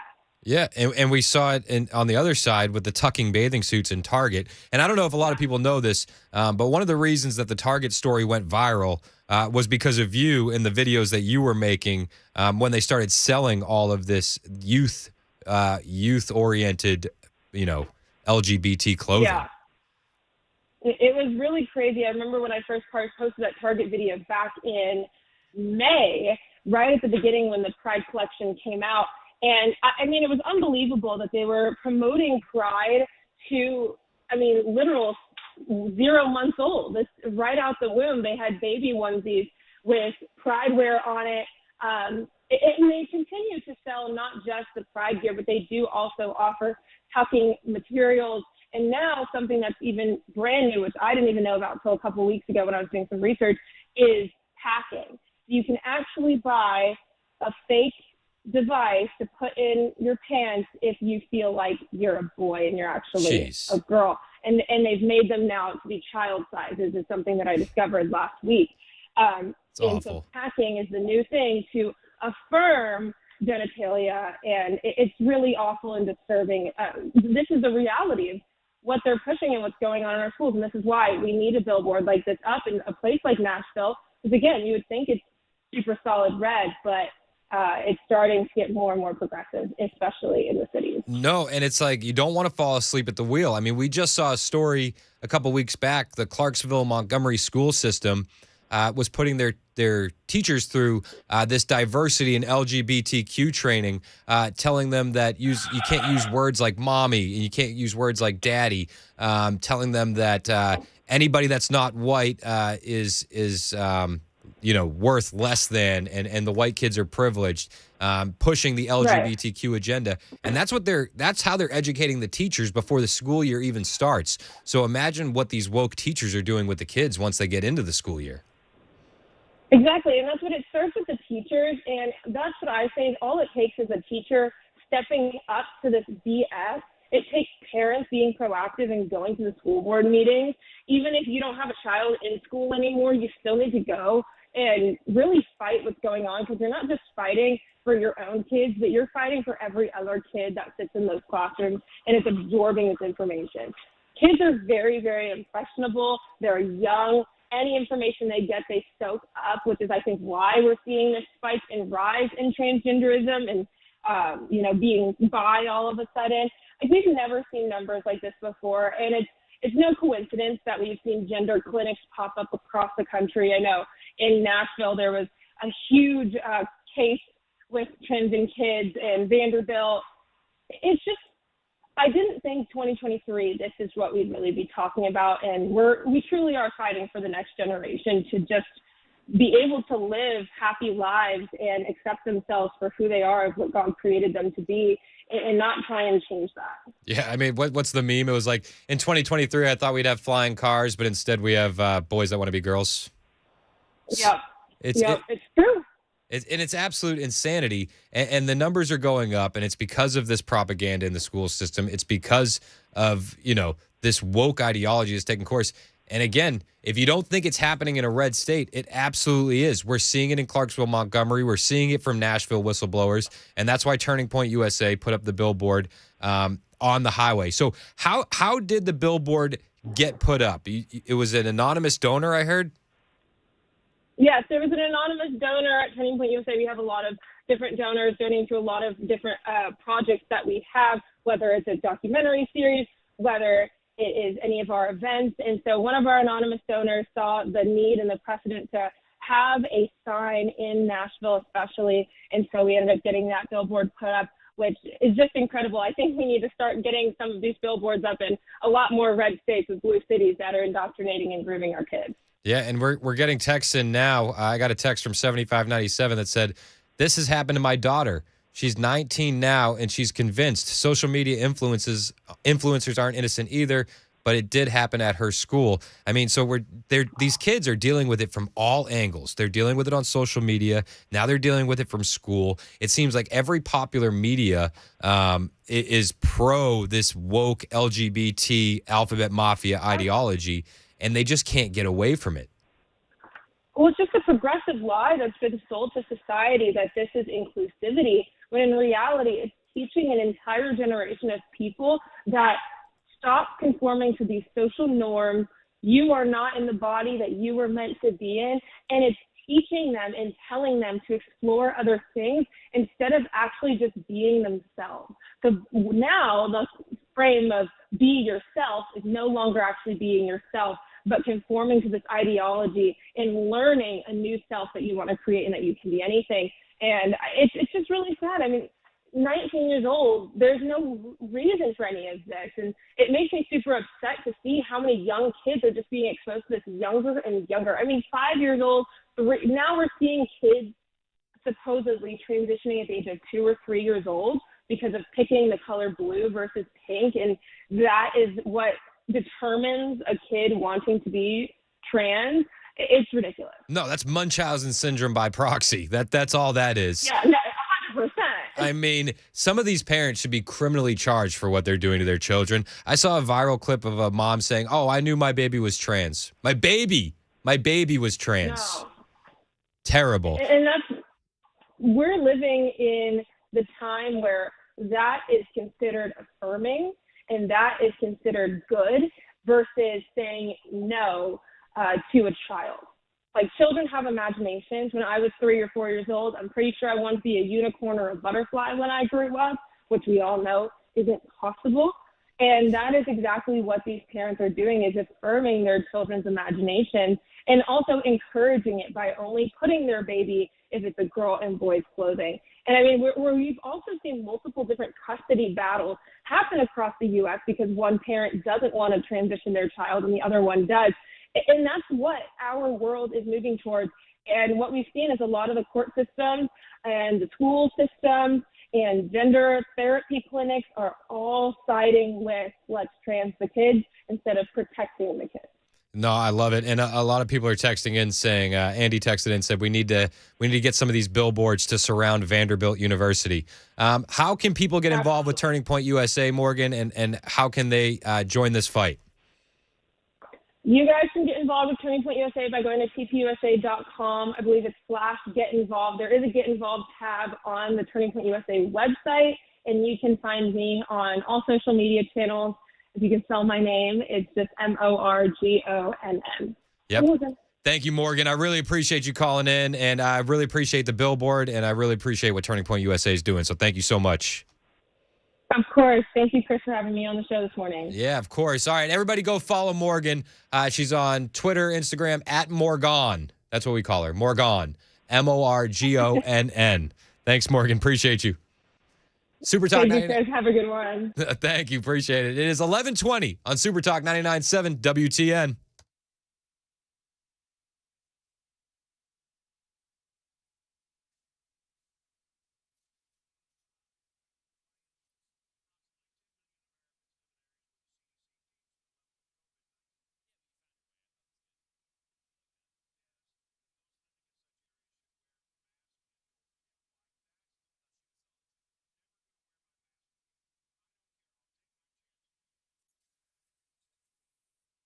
Hey, it's Chris Hand for USS, United Structural Systems.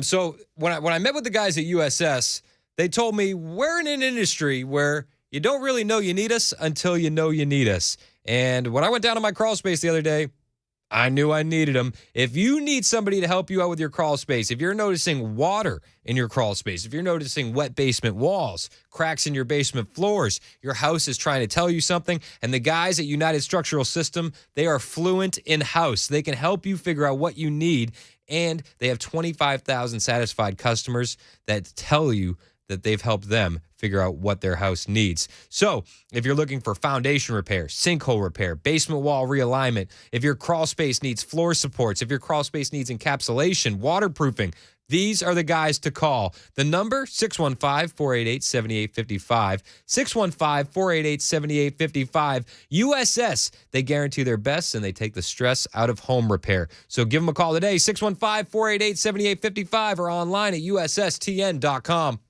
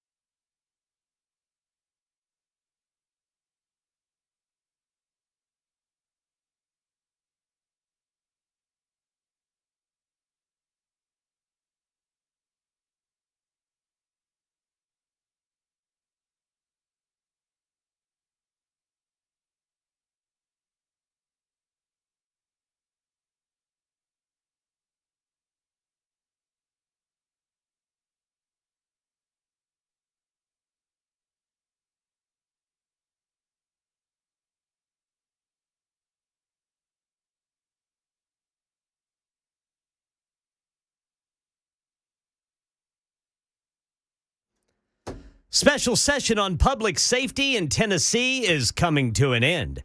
There are injuries after two buses collided head-on this morning in Nashville, and investigators conclude the cause of last week's explosion that took the life of a Titans player's father. These stories are more at 11:30 on Super Talk 99.7 WTN. Thank you, Ken Weaver. It is Super Talk 99.7 WTN. My name is Chris Hand.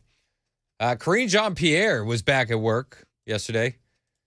Had an absolute banger of a press conference. Absolute bangers. You know, the Biden administration, it certainly seems like they're eyeballing more COVID restrictions. It certainly seems like they're gearing up for this new vaccine that they're all so excited about. I want to know what you think about it. 615-737-9986. That's the number to call. That's the number to text. You know, to me personally, I've seen a lot of the stories, right? Oh, the Bidens are bringing back mandates. The Biden regime, they're bringing back lockdowns. Personally, I don't know if they're going to pick at that scab. You know, the economy is in shambles. The reaction to the possibility of bringing back mask mandates was less than stellar. So with everything that they have going on, with all the failures that they have, I'm really hard-pressed to believe that they're actually going to bring back vaccine mandates. But Karine Jean-Pierre was asked about the vaccine yesterday at her press conference, and she had this to say about the vaccine. Oh, sorry. Here we go. Now that I have audio up, this is what she had to say. Is the press pool spotted the president walking the Oval Office with his personal physician, Dr. O'Connor, a few minutes ago. So, sorry, that's the wrong clip.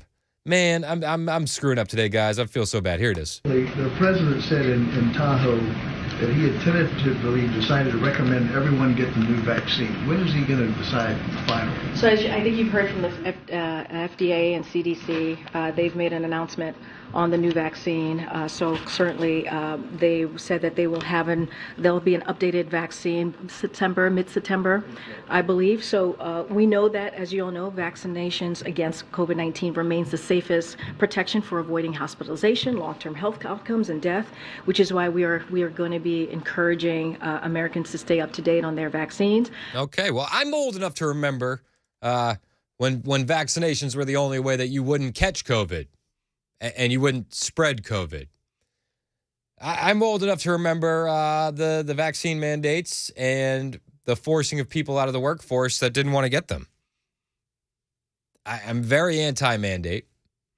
I'm not a doctor, so I think that the only thing that you can do is talk to a doctor that you trust. And I think if you don't trust your doctor, there's plenty of doctors out there for you to trust. But for them to say we're going to get a new vaccine and expect us to trust them after the verbiage changed so much on the last vaccine, after they push that you either get fired or you get vaccinated, are people really going to line up for this new vaccine? Do they expect people to jump in and get jabs in arms? You know, Karine also outlined how the Biden administration is planning to inform the American people about the new vaccines. On that new vaccine that's going to be available in mid-September, the CDC data says that only 56 million Americans, 17% of the population, received the updated shot last year. What type of public messaging campaign or effort will the administration and the White House be doing starting in mid-September to get people to get that shot, to get more people than last year to get that shot? As you know, Karen, this is an issue that you have followed very closely for the past 2 years, and you have known that this administration, when it comes to informing the American people about these vaccines, about the different tools that this president and this administration has put forward, we have really put informing Americans as a priority, and so we'll continue to do that. Okay, yeah, they've really put informing us as a priority. I mean, they've definitely informed us. It seems like they've informed us the wrong way every step of the way. It seems like their informing us has changed every couple months during the pandemic, and it seems like they're going to inform us again. I, for one, look forward to being informed. Are you excited about being informed, Mac? Oh, wait, that's all where I look for my information. My informing solely from the Biden administration. So if you're going to be informed by anyone, it seems like the Biden regime is the leading source of informing. 3581s doesn't need to be informed, it looks like. By December 20th, we will be in COVID lockdown against the whole country, but they will not enforce it. This will only be for mail-in balloting. This is not a conspiracy. This will be fact, and I know this for sure. Again, like I hear where everybody's at as far as there's an election coming up. They're going to do lockdowns. They're going to push for mail-in ballots. They might push for mail-in ballots, but nobody's going to do it. They're just not. And nobody's going to be willing to do a lockdown again. I'm certainly not willing to do a lockdown again. And why would the Biden administration pick that scab? It doesn't make sense to me. There is an election coming up. It doesn't make sense that they're going to reopen this wound. That's my personal opinion. I want to hear from you, 615-737-9986. After the news, I got more from this KJP press conference, as well as the return of the almighty Peter Doocy. It's Super Talk 99.7 WTN.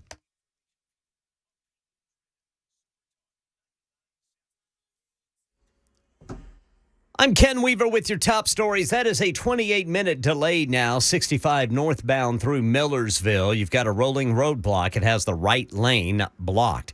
Right now in Tennessee, the special session on public safety is coming to an end. The state Senate has adjourned after signing off on changes the House made to Senate legislation and the bill that provides the money to carry out the laws that come from this special session. Elsewhere in Nashville, there are injuries to report following a head-on crash between a charter school bus and a WeGo bus this morning. Police Department spokesperson Kristen Mumford told reporters. The driver of the WeGo bus was the most seriously injured person. The good news we have to report is that he is stable. Other injuries reported were minor. 10 students and a driver were on the Republic High School bus. The crash happened on Elm Hill Pike between I-40 and Patio Drive around 6:45 this morning. The cause of the crash has not been determined.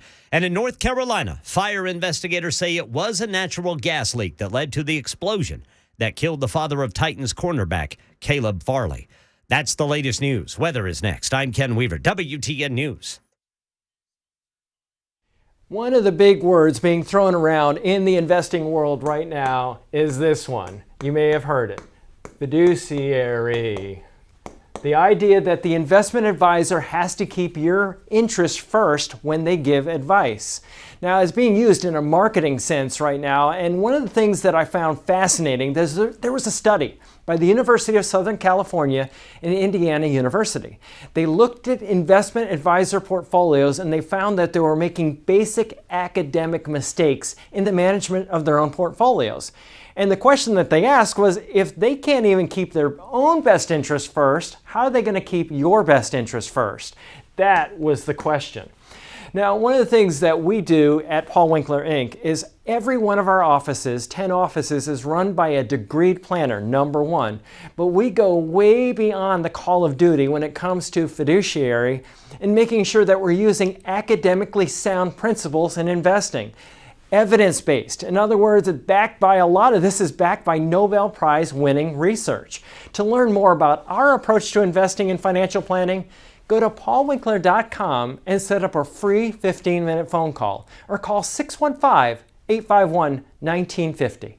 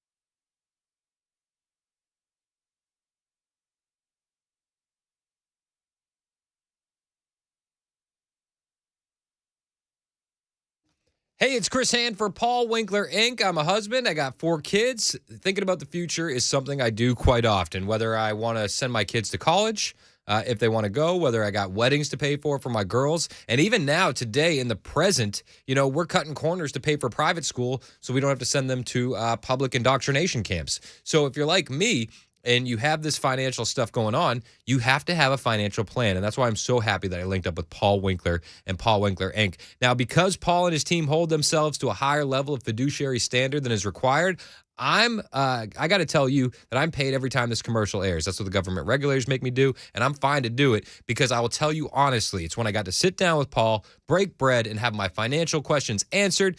That's when I decided to become a client with myself. Paul's a smart guy. He knows the financial world better than I do. And the big thing for me, the absolute biggest thing for me, with Paul and his team, nothing is done on commission. So because of that, you can be sure that they're helping you make the right decisions for you, not helping you make decisions for them. That's huge in my book. Just knowing that they're not on commission means that they really have my best interest at heart. That's why I decided to become a client. He's made my financial goals far more realistic by explaining what to do and why, and he can do the exact same thing for you. Even if you're new to the financial world, his investment education is evidence-based and backed by Nobel Prize-winning research, and they are big on education. You definitely need to check them out. Every office is run by a degreed planner with over 20 years of experience, and you can set up a 15-minute phone call right now on his website, paulwinkler.com. Seriously, go to the website, set up a 15-minute phone call right now, and talk to a team member, paulwinkler.com, or pick up the phone and call 615-851-1950.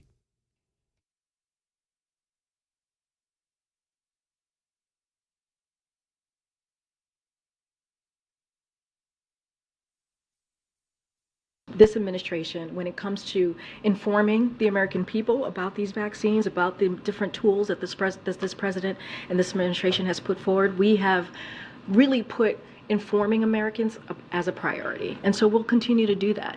We know that COVID-19 vaccinations are the safest to protection for avoiding hospitalization, long-term health outcomes, and death. And that is why we are going to continue to encourage Americans to stay up to date on their vaccines. And so you'll hear more from us on that. And as you know, that is something when it comes to informing Americans, American families about about the vaccine, we certainly have been really something that we put at the forefront as we move forward with our comprehensive approach to dealing with this pandemic.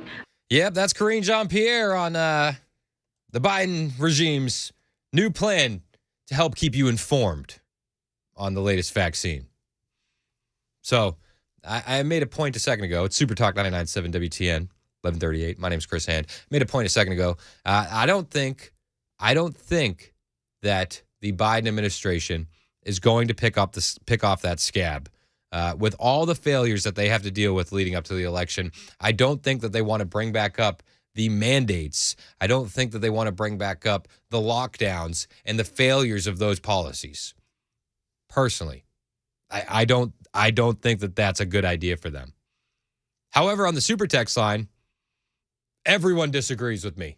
Everyone on the Super Text line is saying they will absolutely bring back mandates. They will absolutely bring back lockdowns. And they listen. I can't say you don't have a right to disagree with me. I can't say that your reasoning isn't sound. But everybody disagrees with me. Everyone, which is rare. I feel very unbased. Chris Hand unbased? What? What's going on? I don't know. I don't think that they'll do it. I think it's a recipe for disaster for the Biden regime. But don't you think? I agree with you with as far as like listeners of this station and plenty of conservatives and Republicans around America. Absolutely, but those people already aren't going to vote for Biden. As far as his base is concerned, do you think his base would change their minds at all? I'm truly. Yeah. Maybe his base would be like, okay, great. Thanks for doing this, Joe. Maybe they would be like, finally, we have some sense back and we have, somebody taking this pandemic seriously. Possibly that will happen. 6929 says they will implement it, but we will not comply. I agree that nobody's going to comply. I actually said to Mac off the air, I heard Brian's promo for the afternoon show. He says, I'm not putting a mask on again. I said, based. Absolutely based promo by Brian Wilson. Kimberly, you want to talk about the mandates on Super Talk 99.7 WTN. Kimberly, you're on. What's up? I did hear this the other day that they're going to bring it back so that they can keep Biden in the basement. Yeah. I mean, I understand that. I do understand that thought process. I just feel like with all of his failures, this isn't a recipe for success for him. Like, this isn't going to win over the independents. Well, honestly, they've never recognized any failure that they've had. They've taken every failure and turned it into, hey, it was a success. Yeah, you're probably right. You're probably right. Thanks That's for all I had to say about it. No, I appreciate the call, Kimberly. Thank you so much. Okay, bye. Fred in Goodlettsville, you want to talk about the mandates on Super Talk 99.7 WTN. What's up, Fred? Hey, Chris, how you doing, brother? Good, man. How are you? Love your show, and I don't think you're a racist either, by the way. Oh, thanks. I appreciate that. I was listening earlier this morning. Has anyone told Kareem Jean-Pierre that a couple of months ago Biden said the pandemic is over? Remember that? Hey, I do remember that. I thought we were past this. Yeah, her latest statement, she was talking about during the pandemic, so maybe someone should remind her. And keep up the good work, and that's all I wanted to say. But as far as the mandate goes, they can take it and shove it, and I'll not wear a mask again, even though I'm almost 80, but I'm not going to wear a mask again. That's my feelings, and everyone has the right to make their own decision. No, I agree. I don't want to criticize somebody that wants to make their own decision, but I will say this, Fred, thank you for listening, and you are absolutely based, my good friend. Thank you, brother. Have a good one. You too. Keep Hey, Troy in Winchester, you're on Super Talk 99.7 WTN. What's up, Troy? Hey, I think that's how they won the last election, so they're going to repeat it again. Yeah, they don't have enough intelligence to do a different thing. They won it last time, so they're going to do it again. No, I mean, and I hear you. I see the chatter online that's how they won the last election. I totally get that. The sequel is never as good as the first one. So even if they do try to do that again, I don't know if they can replicate that. If they really push for the mail-in ballots, they really push for that ballot harvesting, I don't know if they're going to be able to do it as good the second time. That's just my opinion. Karine Jean-Pierre actually kept going during this press conference, and she had a back and forth with old Peter Doocy, which was fun. Peter Doocy was back, and Peter Doocy was bringing the heat. But he didn't start off by bringing the heat. He kind of like lulled KJP into a false sense of security. And it started like this. I've missed you. Welcome back. Thank you. It's good to be back. Yeah? How's baby Kareem? She's good. She Oh, baby KJP. very nice to her dad. Oh, during your Just your like leave. adult KJP. Oh, that's good. So it definitely starts off awkward, right?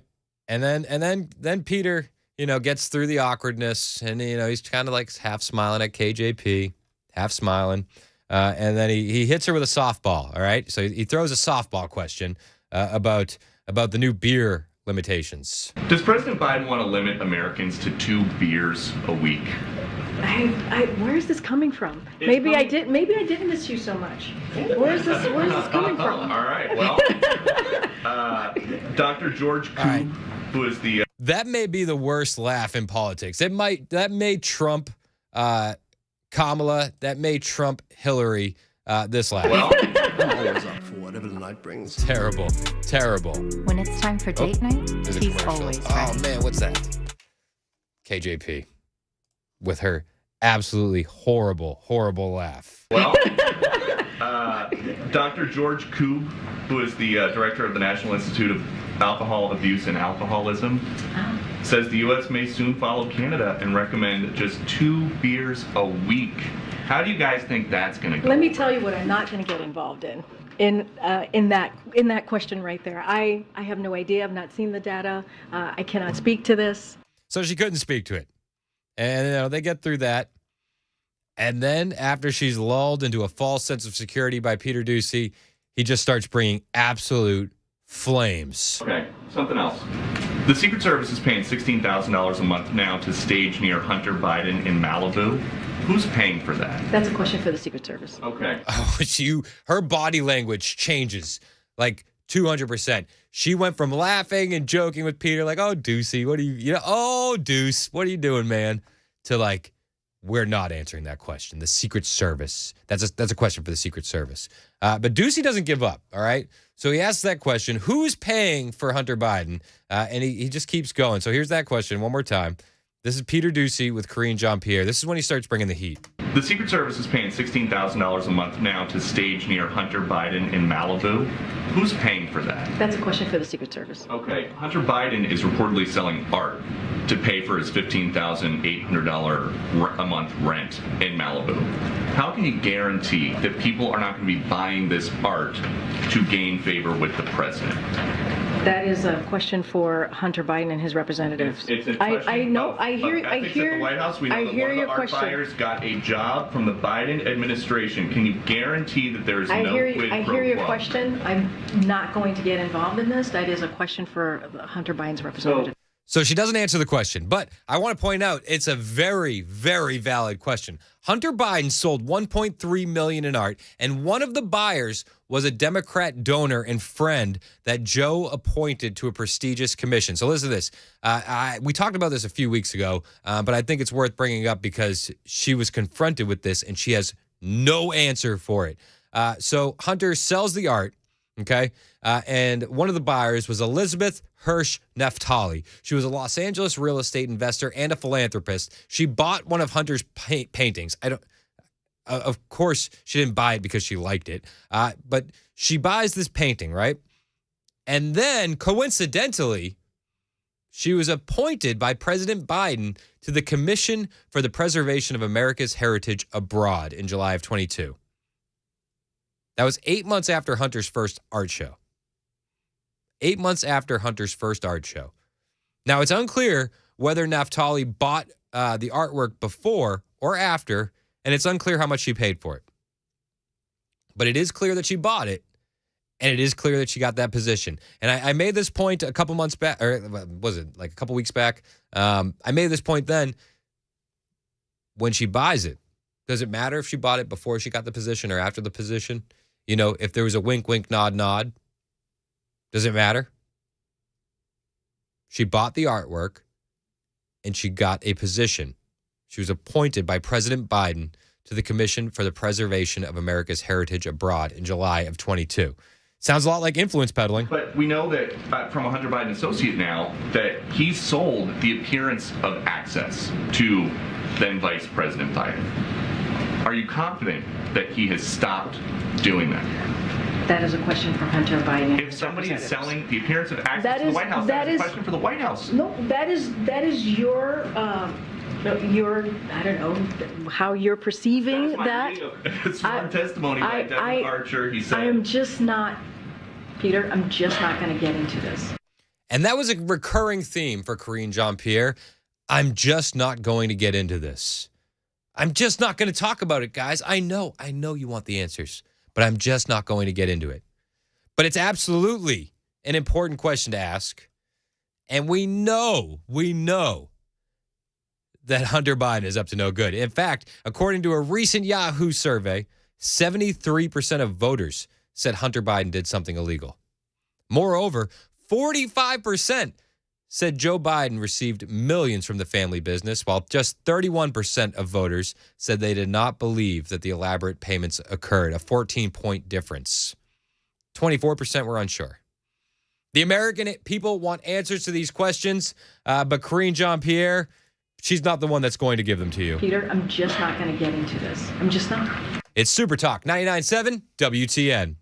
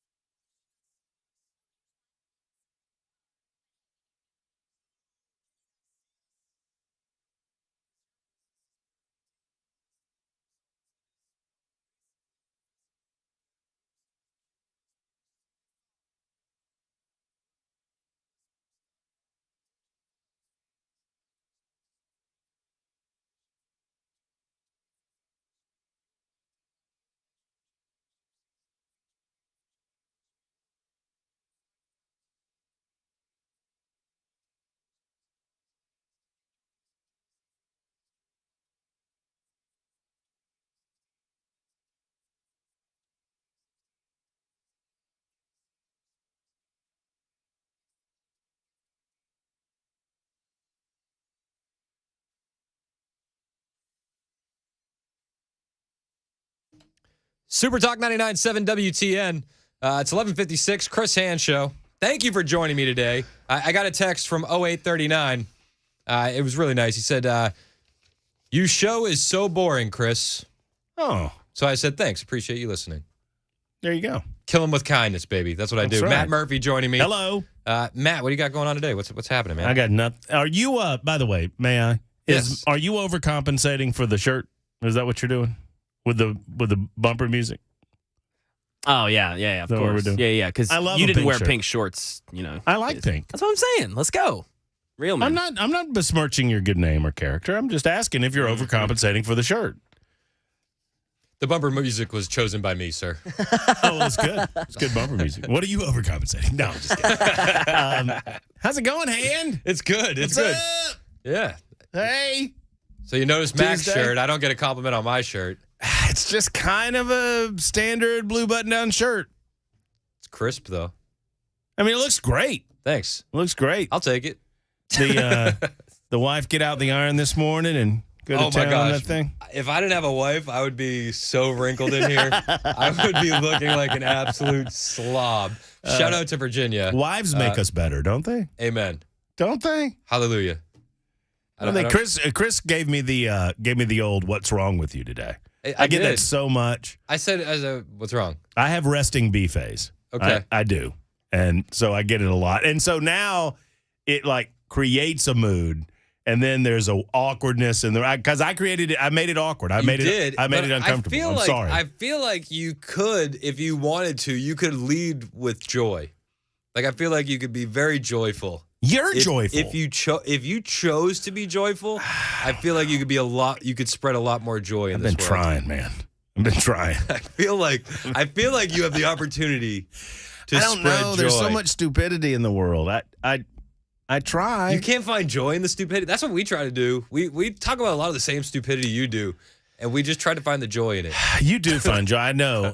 And you know what it does? It annoys me. I'm like, how can Chris be so happy with all the crap going on in the world?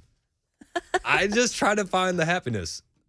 I'm It's jealous. fun. I'm It's jealous. fun. I'm jealous. I'm jealous of the happiness. that you have. He comes in here. He goes, I wish, he said, what did you say about the special session? I said, I don't know. It's boring. He's like, you know what I find boring? Space lasers. I was like, I find that's fun. Maui space laser I fires. think that's fun. I think that's a fun conversation to have. Do you really? I don't. I you know why? Because there are people that are believing it. That's the fun part. Is it? Yeah. They those people vote. That's true.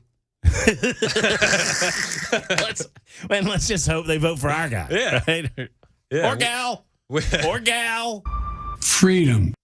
Not him. We have the only anti-space laser candidate in American history. I love That's it. on our side. Okay. I'm good for that. Is that Vivek? No, I'm out on Vivek. Vivek's out. You're out on Vivek. I'm out on Vivek.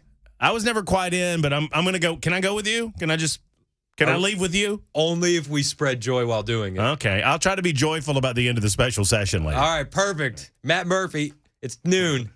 Time for him to spread some joy on Super Talk 99.7 WTN.